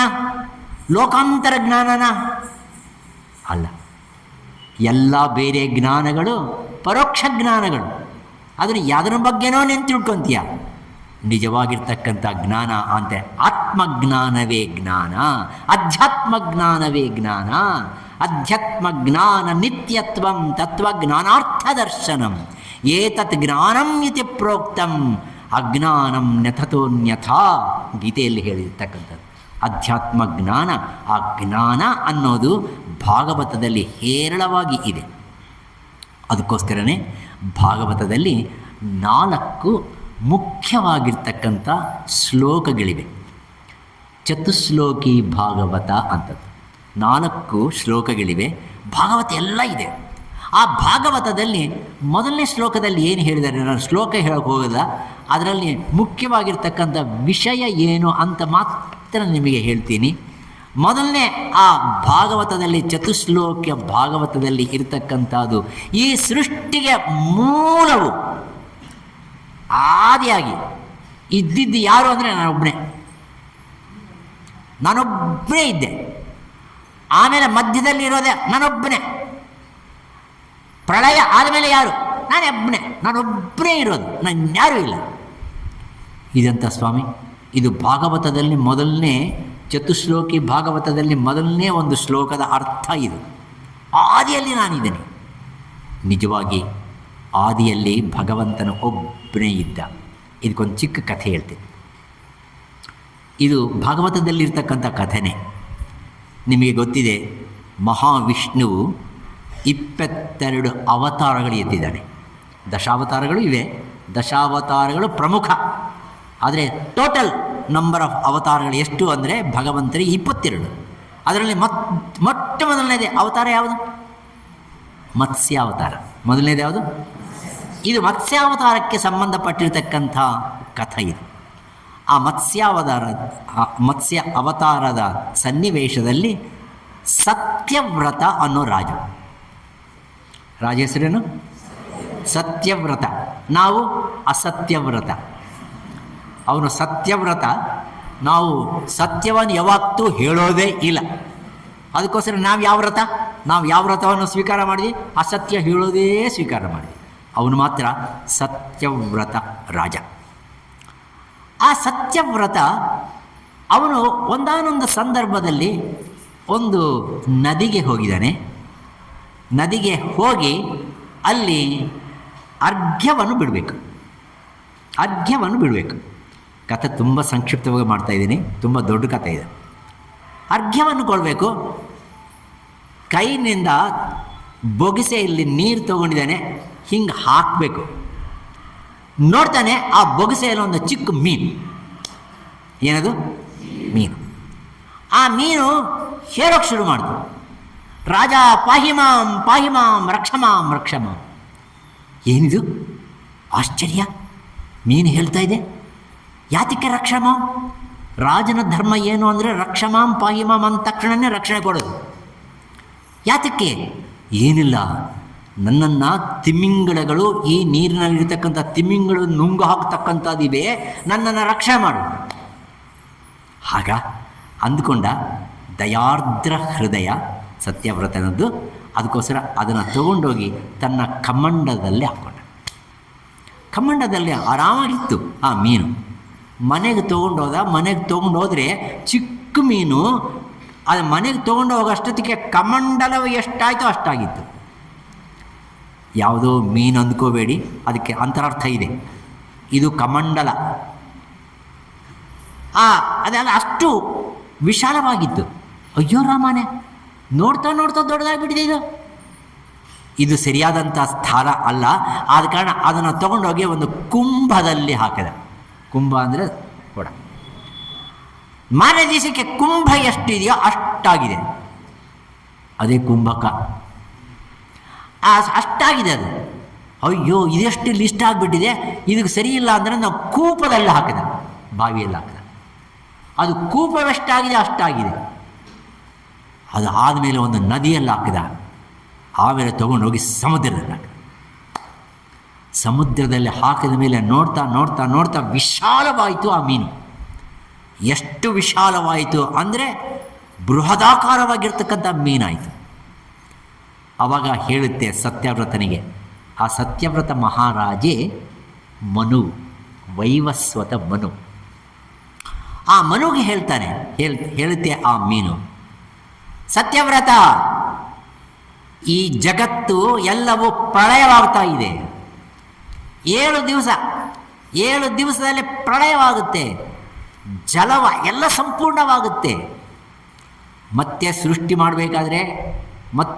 ಮಾಡಬೇಕಾದ್ರೆ ಈ ಜಗತ್ತಿಗೆ ಅವಶ್ಯಕವಾಗಿರ್ತಕ್ಕಂಥ ಸತ್ವಗಳನ್ನೆಲ್ಲ ತಗೊಂಡು, ಬೀಜಗಳನ್ನೆಲ್ಲ ತಗೊಂಡು ಒಂದು ದೊಡ್ಡ ಹಡಗಿನಲ್ಲಿ ಹಾಕ್ಕೊಂಡು ಆ ಹಡಗನ್ನು ತೆಗೆದುಕೊಂಡು ಬಂದು ಒಂದು ನನ್ನ ಕೊಂಬಿದೆಯಲ್ವಾ, ನನ್ನ ಕೊಂಬಿಗೆ ಕಟ್ಟಾಕು, ನೀನು ಅದರಲ್ಲಿ ಕೂತ್ಕೋ. ನೋಡಿ, ಒಂದು ಮೀನು ನೀವು ಕಲ್ಪನೆ ಮಾಡ್ಕೋಬೋದು, ದೊಡ್ಡ ಮೀನು, ಅದಕ್ಕೊಂದು ಕೊಂಬು. ಆ ಕೊಂಬಕ್ಕೆ ಕಟ್ಟಾಕೋಬೇಕು ಯಾವುದನ್ನ? ಹಡಗನ್ನು. ಆ ಹಡಗನಲ್ಲಿ ಏನು ತುಂಬಿಸ್ಕೋಬೇಕು? ಸತ್ವಗಳನ್ನೆಲ್ಲ. ನೀವು ಗಮನಿಸಬೇಕಾಗಿರೋದು ಪದಗಳನ್ನ, ಸತ್ವಗಳನ್ನೆಲ್ಲ. ಯಾವ ಸತ್ವ?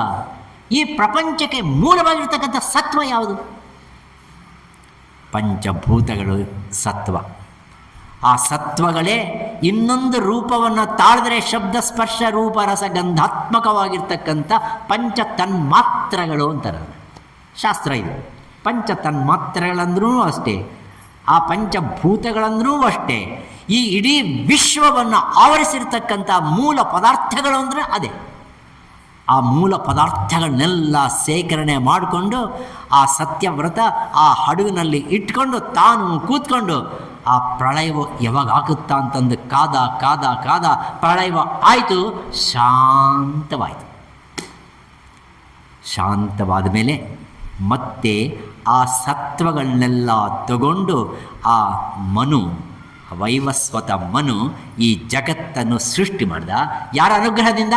ಮತ್ಸ್ಯ. ಇದರ ಜೊತೆಯಲ್ಲಿ ಇನ್ನೂ ಒಂದು ರಾಕ್ಷಸ ಒಬ್ಬನು.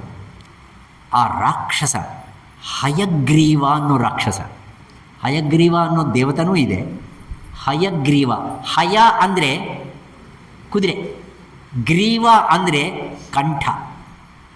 ಆ ಹಯಗ್ರೀವ ಅನ್ನೋ ರಾಕ್ಷಸ ಏನು ಮಾಡಿದ್ದ ಅಂದರೆ ಬ್ರಹ್ಮದೇವನ ಹತ್ರ ಇರ್ತಕ್ಕಂಥ ವೇದಗಳನ್ನೆಲ್ಲ ತಗೊಂಡೋಗಿ ಸಮುದ್ರದ ಆಳದಲ್ಲಿಟ್ಟಿದ್ದ.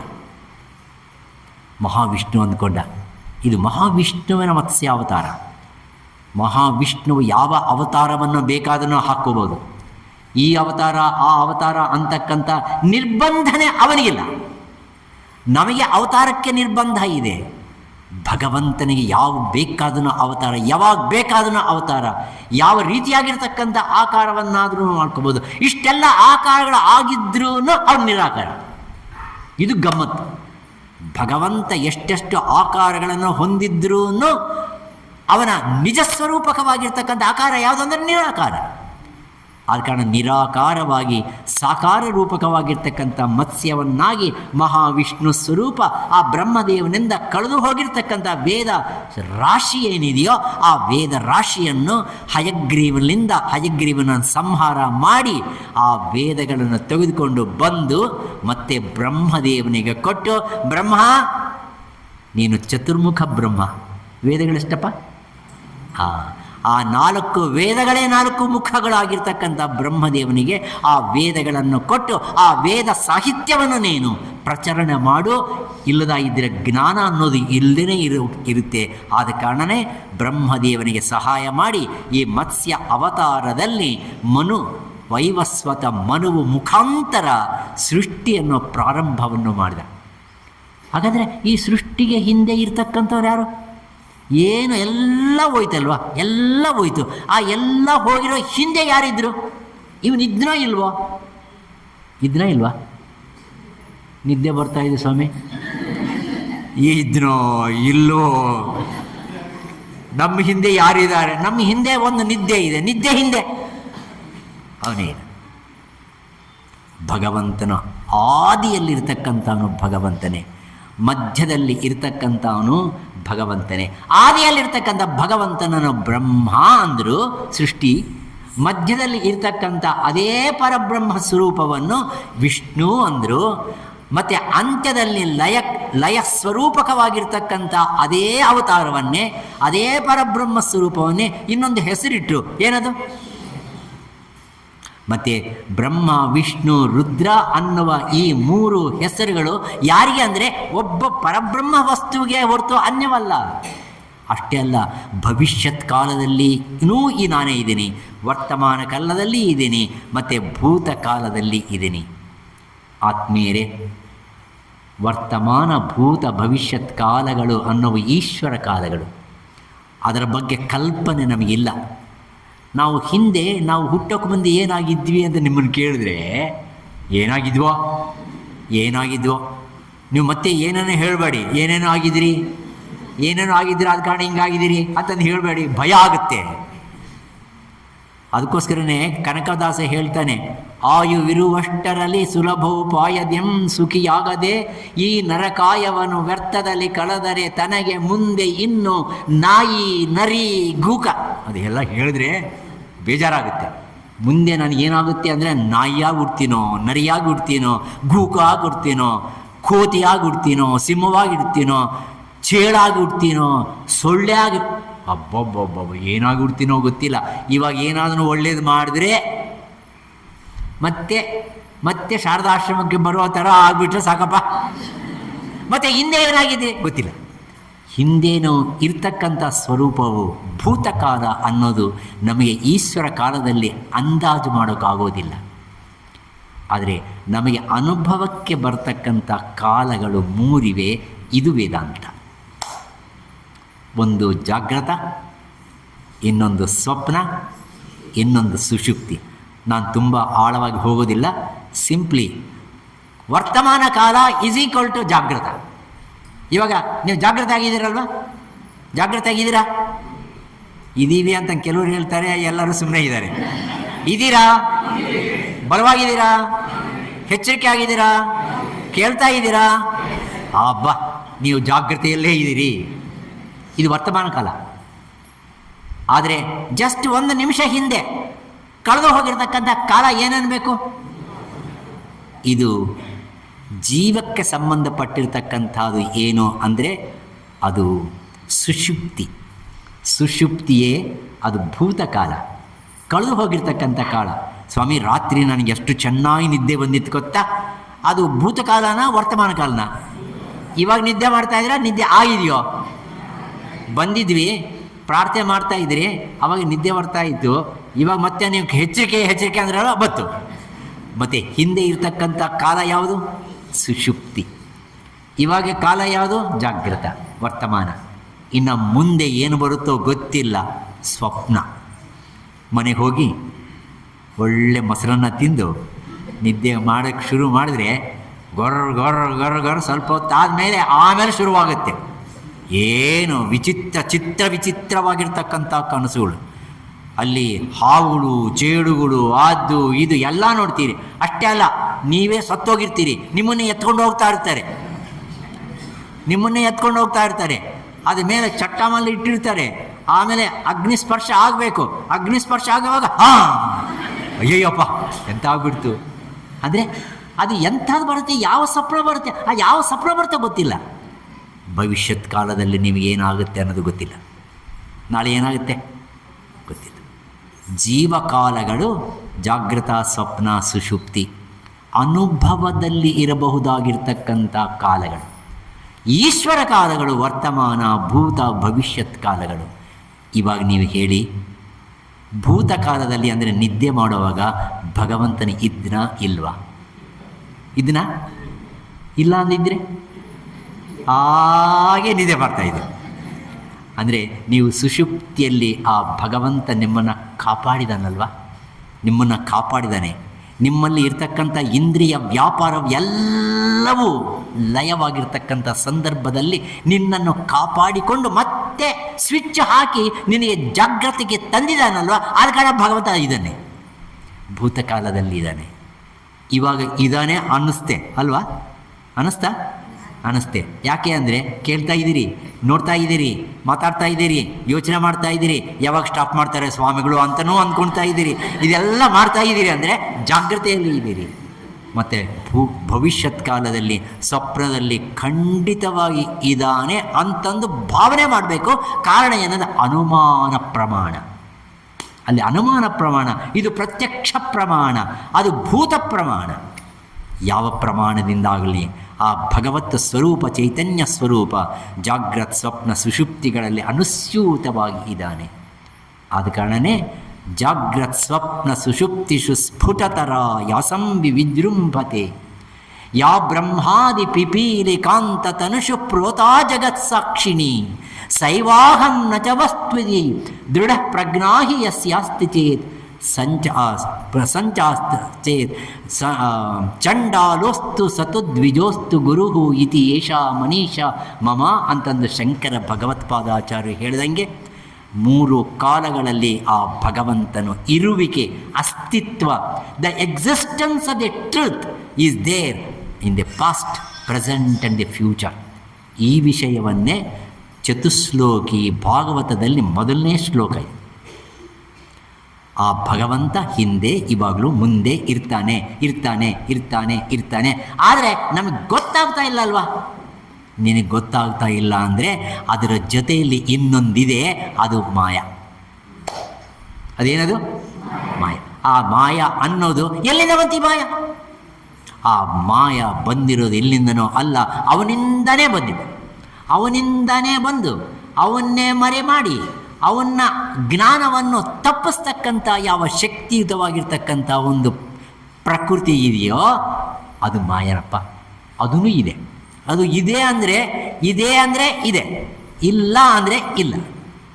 ಅದಕ್ಕೆ ಉದಾಹರಣೆ ಶಂಕರ ಭಗವತ್ಪಾದಾಚಾರ್ಯರು ಕೊಟ್ಟಿರ್ತಕ್ಕಂಥ ಉದಾಹರಣೆ ರಜು ಸರ್ಪನ್ಯಾಯ. ಅದು ಆಮೇಲೆ ಹೇಳ್ತೀನಿ. ಇದಕ್ಕೆ ಉದಾಹರಣೆ ಹೇಳಿಬಿಟ್ಟು ಮುಂದಕ್ಕೆ ಹೋಗೋಣ. ಉದಾಹರಣೆ ಇಷ್ಟೇ. ಸೂರ್ಯ ಇದ್ದಾನೆ. ಸೂರ್ಯನ ತಾಪದಿಂದ ಸಮುದ್ರದ ಮೇಲೆ ಬಿದ್ದು ಆ ತಾಪದಿಂದ ಉತ್ಪತ್ತಿಯಾಗಿರ್ತಕ್ಕಂಥ ಯಾವ ಆವಿ ಇದೆಯೋ ಅದು ಮೇಲಕ್ಕೆ ಹೋಗಿ ಅದು ಮೋಡ ಆಗಿ, ಆ ಮೋಡ ಏನು ಮಾಡುತ್ತೆ? ಸೂರ್ಯನನ್ನು ಅದೇ ಮರೆ ಮಚ್ಚ. ನೀನು ನೋಡಿದ್ರೆ ನಿನಗೆ ಸೂರ್ಯ ಕಾಣಿಸೋದಿಲ್ಲ. ಸೂರ್ಯ ಜ್ಞಾನ ಇಲ್ಲದ ಇರ್ತಕ್ಕಂಥದ್ದು ಯಾವ ಕಾರಣದಿಂದ? ಮೋಡ ಕಾರಣದಿಂದ. ಮೋಡ ಎಲ್ಲಿಂದ ಬಂತು? ಸೂರ್ಯನಿಂದ ಬಂತು. ನನ್ನಿಂದನೇ ಬಂದು ನನ್ನನ್ನೇ ಮುಚ್ಚಲ್ಪಡ್ತಕ್ಕಂಥದ್ದು ಯಾವ ಶಕ್ತಿ ಇದೆಯೋ ಅದು ಮಾಯ. ನನ್ನನ್ನು ಮುಟ್ಟೋಕ್ಕಾಗಲ್ಲ. ಅದಕ್ಕೆ ನನ್ನನ್ನು ಮುಟ್ಟೋದಿಲ್ಲ. ನನ್ನ ಹತ್ರ ಬಂದರೆ ಭಸ್ಮವಾಗುತ್ತೆ. ಆದರೆ ನನ್ನನ್ನು ಮರೆ ಮಾಡ್ತಕ್ಕಂಥ ಶಕ್ತಿ ಮಾತ್ರ ಆ ಪ್ರಕೃತಿಗಿದೆ. ನನ್ನ ಹತ್ರ ಬರೋದಿಲ್ಲ, ನನ್ನ ಮುಟ್ಟೋಕ್ಕಾಗೋದಿಲ್ಲ, ಆದರೆ ಅದು ಮಾತ್ರ ಬೇರೆಯವರಿಗೆ ನನ್ನನ್ನು ಕಾಣಿಸ್ದಾ ಇರೋ ತರಹ ಮಾಡುತ್ತೆ. ಅಂಥ ಶಕ್ತಿ ಏನಿದೆಯೋ ಅದು ಮಾಯಾ. ಈ ಮಾಯಾ ಶಕ್ತಿ ನೀನು ಯಾವಾಗಾದರೆ ಜ್ಞಾನದಿಂದ ಕಳುಚಿಕೊಳ್ತೀಯೋ ಸ್ಪಷ್ಟವಾಗಿ ನನ್ನನ್ನು ನೋಡ್ತೀಯ. ಅಜ್ಞಾನ ದಶೆಯಲ್ಲಿ ನಿನಗೆ ಕಾಣಿಸೋದಿಲ್ಲ. ಅದಕ್ಕೆ ಶಂಕರ ಭಗವತ್ಪಾದಾಚಾರ್ಯರು ಅವಲಂಬನ ಮಾಡಿಕೊಂಡಿರ್ತಕ್ಕಂಥ ಒಳ್ಳೆಯ ಎಕ್ಸಾಂಪಲ್ ಏನು ಅಂದರೆ ರಜು ಸರ್ಪನ್ಯಾಯ. ರಜ್ವಜ್ಞಾನಾತ್ ಭಾತಿ ರಜ್ಜೌ ಯಥಾಹಿ ಸ್ವಾತ್ಮ ಜ್ಞಾನಾತ್ ಆತ್ಮನೋ ಜೀವಭಾವಃ ಆಪ್ತೋಕ್ತ್ಯಾ ಹಿ ಭ್ರಾಂತಿನಾಶೇ ಸರಜ್ಜುಃ ಜೀವೋ ನಾಹಂ ದೇಶಿಕೋಕ್ತ್ಯಾ ಶಿವೋಹಂ. ಇದಕ್ಕೆ ಒಂದು ಸನ್ನಿವೇಶ ಹೇಳಿಬಿಡ್ತೀನಿ, ನಿಮಗೆ ಅರ್ಥ ಆಗುತ್ತೆ. ಒಂದು ಚಿಕ್ಕ ಗ್ರಾಮ, ಹಿಂದೆ ಯಾವಾಗಲೂ ಹೇಳಿದ್ದೀನಿ, ಇನ್ನೊಂದು ಸರ್ತಿ ಹೇಳ್ತೀನಿ. ಚಿಕ್ಕ ಗ್ರಾಮ, ಅದು ಸಂಜೆನೂ ಅಲ್ಲ ಬೆಳಕೂ ಅಲ್ಲ, ಸಂಧಿಕಾಲ. ಮಸಕ ಮಸಕ ಚೀಕಟಿ ಅಂತಾರೆ ತೆಲುಗಲ್ಲಿ. ಅದು ಚೀಕಟಿ ಕಾದು ಪಗಲು ಕಾದು ಮಧ್ಯలో ఉంది. ಅಂಥ ಒಂದು ಸಂಧಿಕಾಲ. ಆ ಊರಿಗೆಲ್ಲ ಒಂದು ದೊಡ್ಡ ಬಾವಿ, ಅದೊಂದೇ ಬಾವಿ. ಆ ಬಾವಿಗೆ ಒಂದು ರಾಟೆ, ಆ ರಾಟೆ ಮೇಲೆ ಒಂದು ಹಗ್ಗ. ಆ ಹಗ್ಗ ಹಾಕಿದ್ರೆ ಹೆಂಗೆ ಹಾಕಿದ್ದಾರೆ ಅಂದರೆ, ಕೊಲಿಕೆ ಇದೆಯಲ್ವ, ಆ ಕೊಲಿಕೆ ಸ್ವಲ್ಪ ಸುತ್ತಕೊಂಡಿರುತ್ತೆ. ಆ ಕೊಲಿಕೆ ನೋಡಿದ್ರೆ ಹಾವು ಹೆಡೆ ಇದ್ದಂಗಿದೆ. ಆಮೇಲೆ ಆ ಹಗ್ಗ ಎಲ್ಲ ಹೆಂಗಿದೆ ಅಂದರೆ ಸುತ್ತಿ ಆ ಕಟ್ಟೆ ಮೇಲೆ ಇಟ್ಟಿದ್ದಾರೆ. ಒಂದು ಭಾಗ ಮಾತ್ರ ಅದು ತೇಲಾಡ್ತಾ ಇದೆ ಕೆಳಗಡೆ. ಅದು ಇದು ಗಾಳಿಗೆ ಸ್ವಲ್ಪ ಅಲ್ಲಾಡ್ತಾ ಇದೆ. ಮಧ್ಯದಲ್ಲಿ ಇರ್ತಕ್ಕಂಥದ್ದೆಲ್ಲ ಕಟ್ಟೆ ಮೇಲೆ ಇದೆ, ಸುತ್ತಕೊಂಡಿದೆ. ಈ ರಾಟೆ ಮೇಲೆ ಇರ್ತಕ್ಕಂಥದ್ದು ಅದು ಹಾವು ಥರ ಹಿಡೆ ಥರ ಇದೆ, ಅದು ಸ್ವಲ್ಪ ಅಲ್ಲಾಡ್ತಾ ಇದೆ. ಯಾತಕ್ಕೆ? ಗಾಳಿ. ಲಕ್ಷ್ಮಮ್ಮ ಬಂದಳು, ದೊಡ್ಡ ಕೊಡ ತೊಗೊಂಡು ಬಂದಳು. ರಾತ್ರಿ ಹೊತ್ತು ಬರಬಾರ್ದಾಗಿತ್ತೆ, ಹಗಲು ಹೊತ್ತು ಬರಬಾರ್ದಾಗಿತ್ತೆ. ಈ ಭ್ರಮಾಕಾಲದಲ್ಲಿ ಬಂದರು.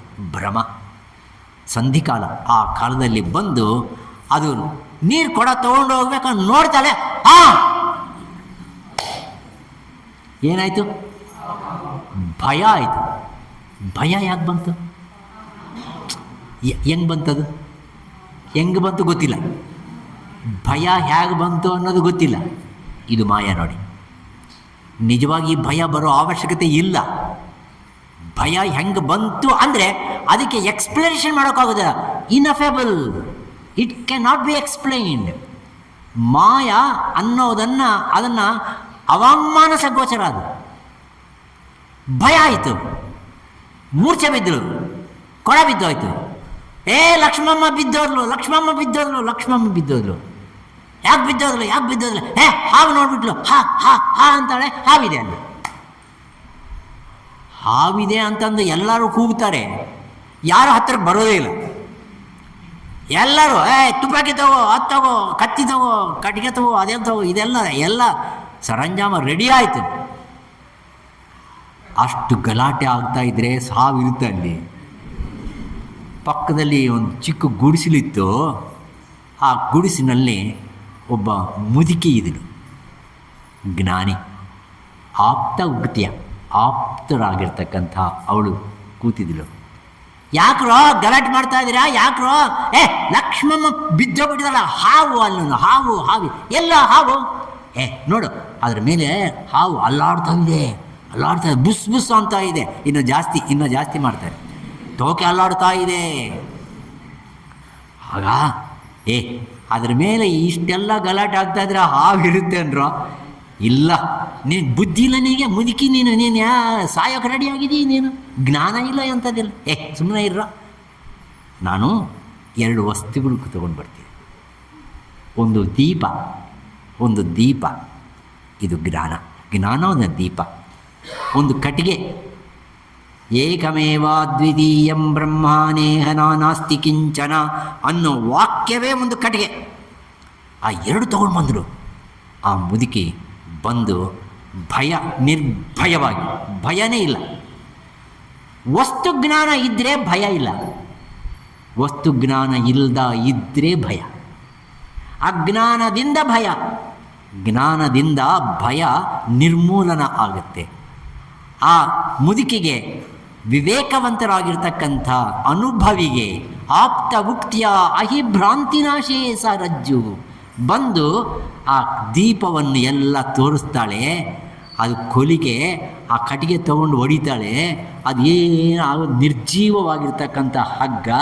ಆಮೇಲೆ ತೋಕೆ ಹತ್ತಿರಕ್ಕೆ ಬರ್ತಾಳೆ, ಎಲ್ಲ ತೋರಿಸ್ತಾಳೆ, ಮೇಲಿಂದ ಕೆಳಗಡೆ, ಕೆಳಗಡೆಯಿಂದ ಮೇಲೆಗೆ.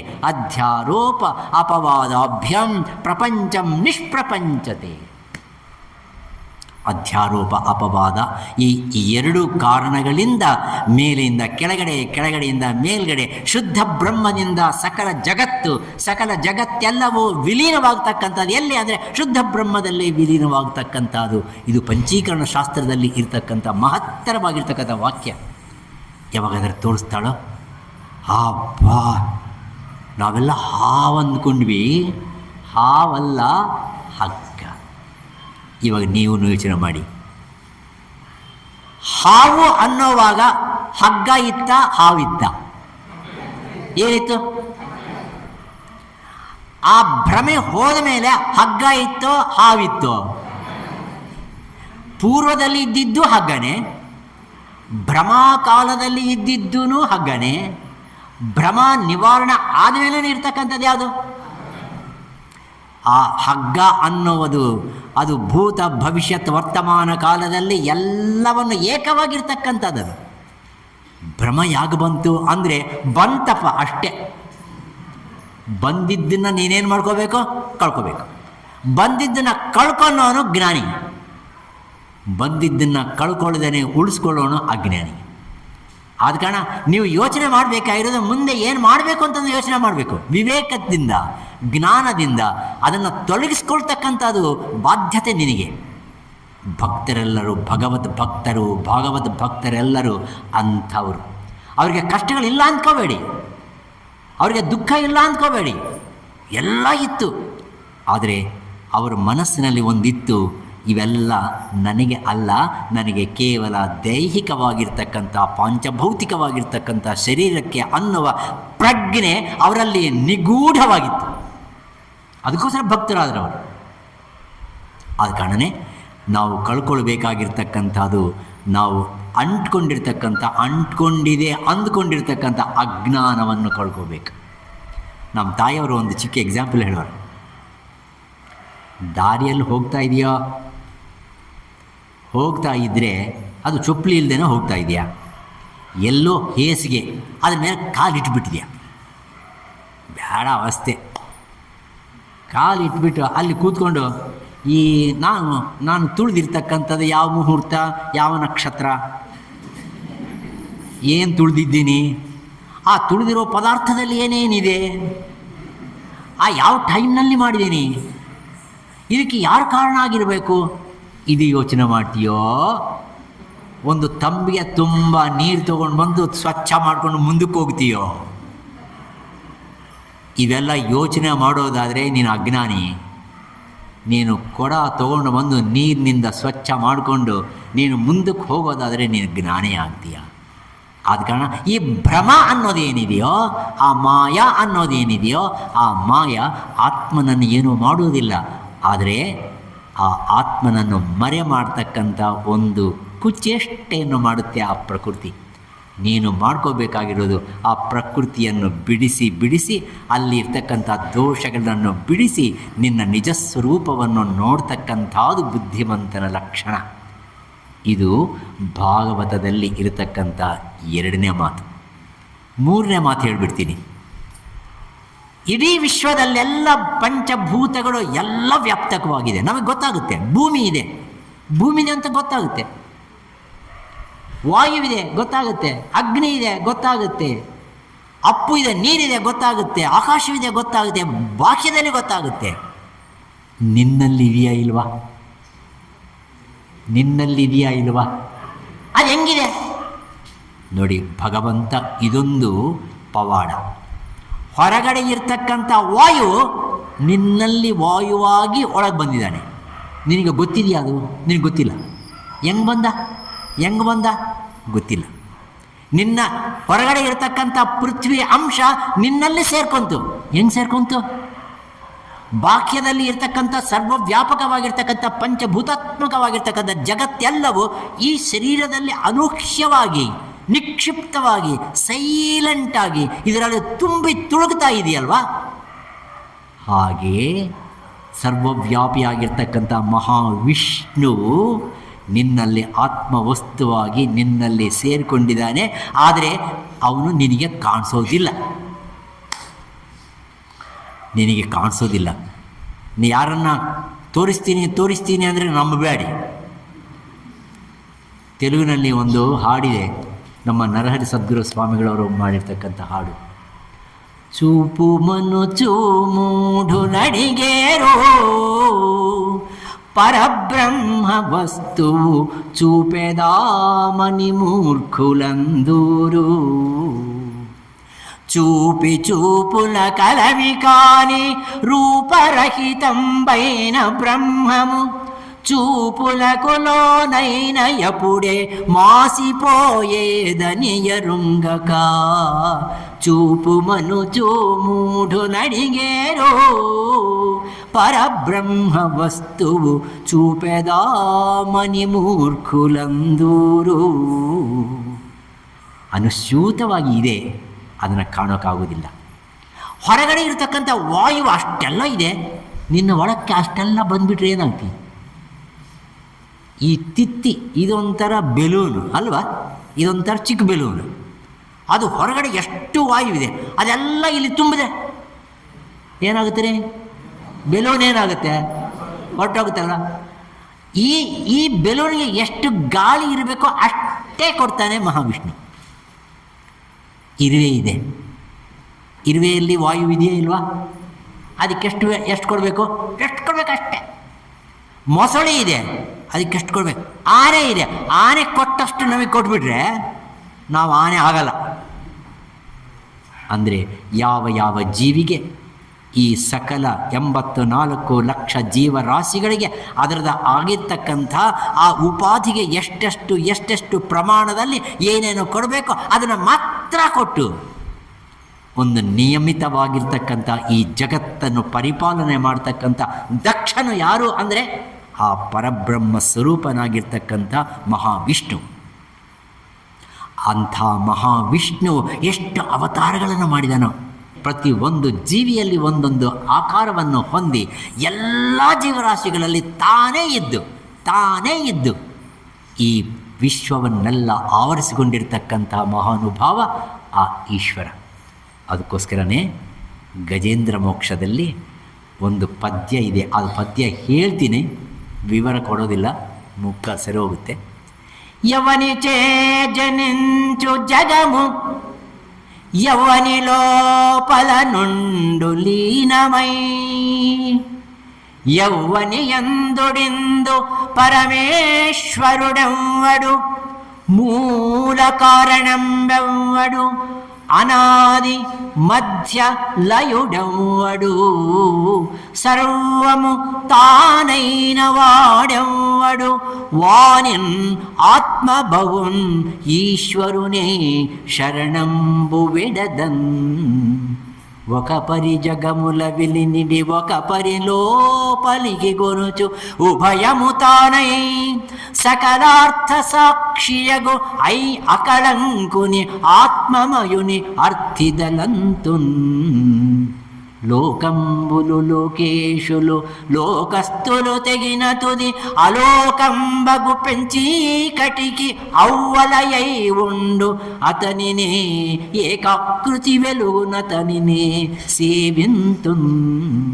ఇందు కలడు అందులేడని సందేహము వలదు. చక్రి సర్వోపగతుండగు శౌరి ఎందందు వెతకి చూచిన అందందే కలడు దానವಗ್ರಿಣಿ ವಿಂಟೆ. ಭಾಗವತವನ್ನು ಪೋತನ ಮಧ್ಯ ಅತಿ ಸುಂದರವಾಗಿ ಅತಿ ರಮ್ಯವಾಗಿ ಅದನ್ನು ವಿವರಣೆಯನ್ನು ಮಾಡಿದ್ದಾನೆ ತೆಲುಗಿನಲ್ಲಿ.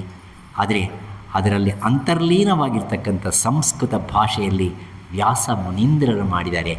ಅಂಥ ಭಾಗವತದಲ್ಲಿ ಎಲ್ಲಿ ನೋಡಿದ್ರೂ ಭಗವಂತ ಭಗವಂತ ಭಗವಂತೇತರವಾಗಿರ್ತಕ್ಕಂಥ ವಸ್ತುವೇ ಇಲ್ಲ. ಅಂಥ ವಿಶಾಲವಾಗಿರ್ತಕ್ಕಂಥ ವಿಷ್ಣುಮಯಂ ಜಗತ್, ಅಂಥ ವಿಷ್ಣು ಸ್ವರೂಪವು ಭಾಗವತದಲ್ಲಿ ಇನ್ಯಾವ ರೀತಿಯಾಗಿ ಪ್ರತಿಪಾದನೆ ಮಾಡಿದ್ದಾರೆ. ಇದರಲ್ಲಿ ವೇದಾಂತ ಇದೆಯಾ ಇಲ್ವಾ ಅನ್ನೋ ಅನುಮಾನ ಬೇಡ. ಭಾಗವತ ಎಲ್ಲ ನಿಜವಾಗಿ ಆ ವೇದಾಂತದಿಂದ ತುಂಬಿ ತುಳುಕ್ತಾ ಇರ್ತಕ್ಕಂಥ ಮಹತ್ ಗ್ರಂಥ, ಶಾಂತಿ ಗ್ರಂಥ, ಉತ್ಗ್ರಂಥ. ಅಂಥ ಭಾಗವತ ಸಪ್ತಾಹದಲ್ಲಿ ನೀವು ಸೇರಿದ್ದು ನನ್ನ ಪುಣ್ಯ, ನಾನು ಬಂದಿದ್ದು ನನ್ನ ಪುಣ್ಯ, ಅವರ ಅನುಗ್ರಹ ಬಂದಿದ್ದು ನಾನು ಕೃತಾರ್ಥನಾಗಿದ್ದೀನಿ ಅಂತಂದು ಹೇಳ್ತಾ ಈ 4 ವಾಕ್ಪುಷ್ಪಗಳನ್ನು ದಿವ್ಯತ್ರಯರ ಪಾದಾರವಿಂದಗಳಿಗೆ ನಾನು ಸಮರ್ಪಣೆಯನ್ನು ಮಾಡ್ತೀನಿ.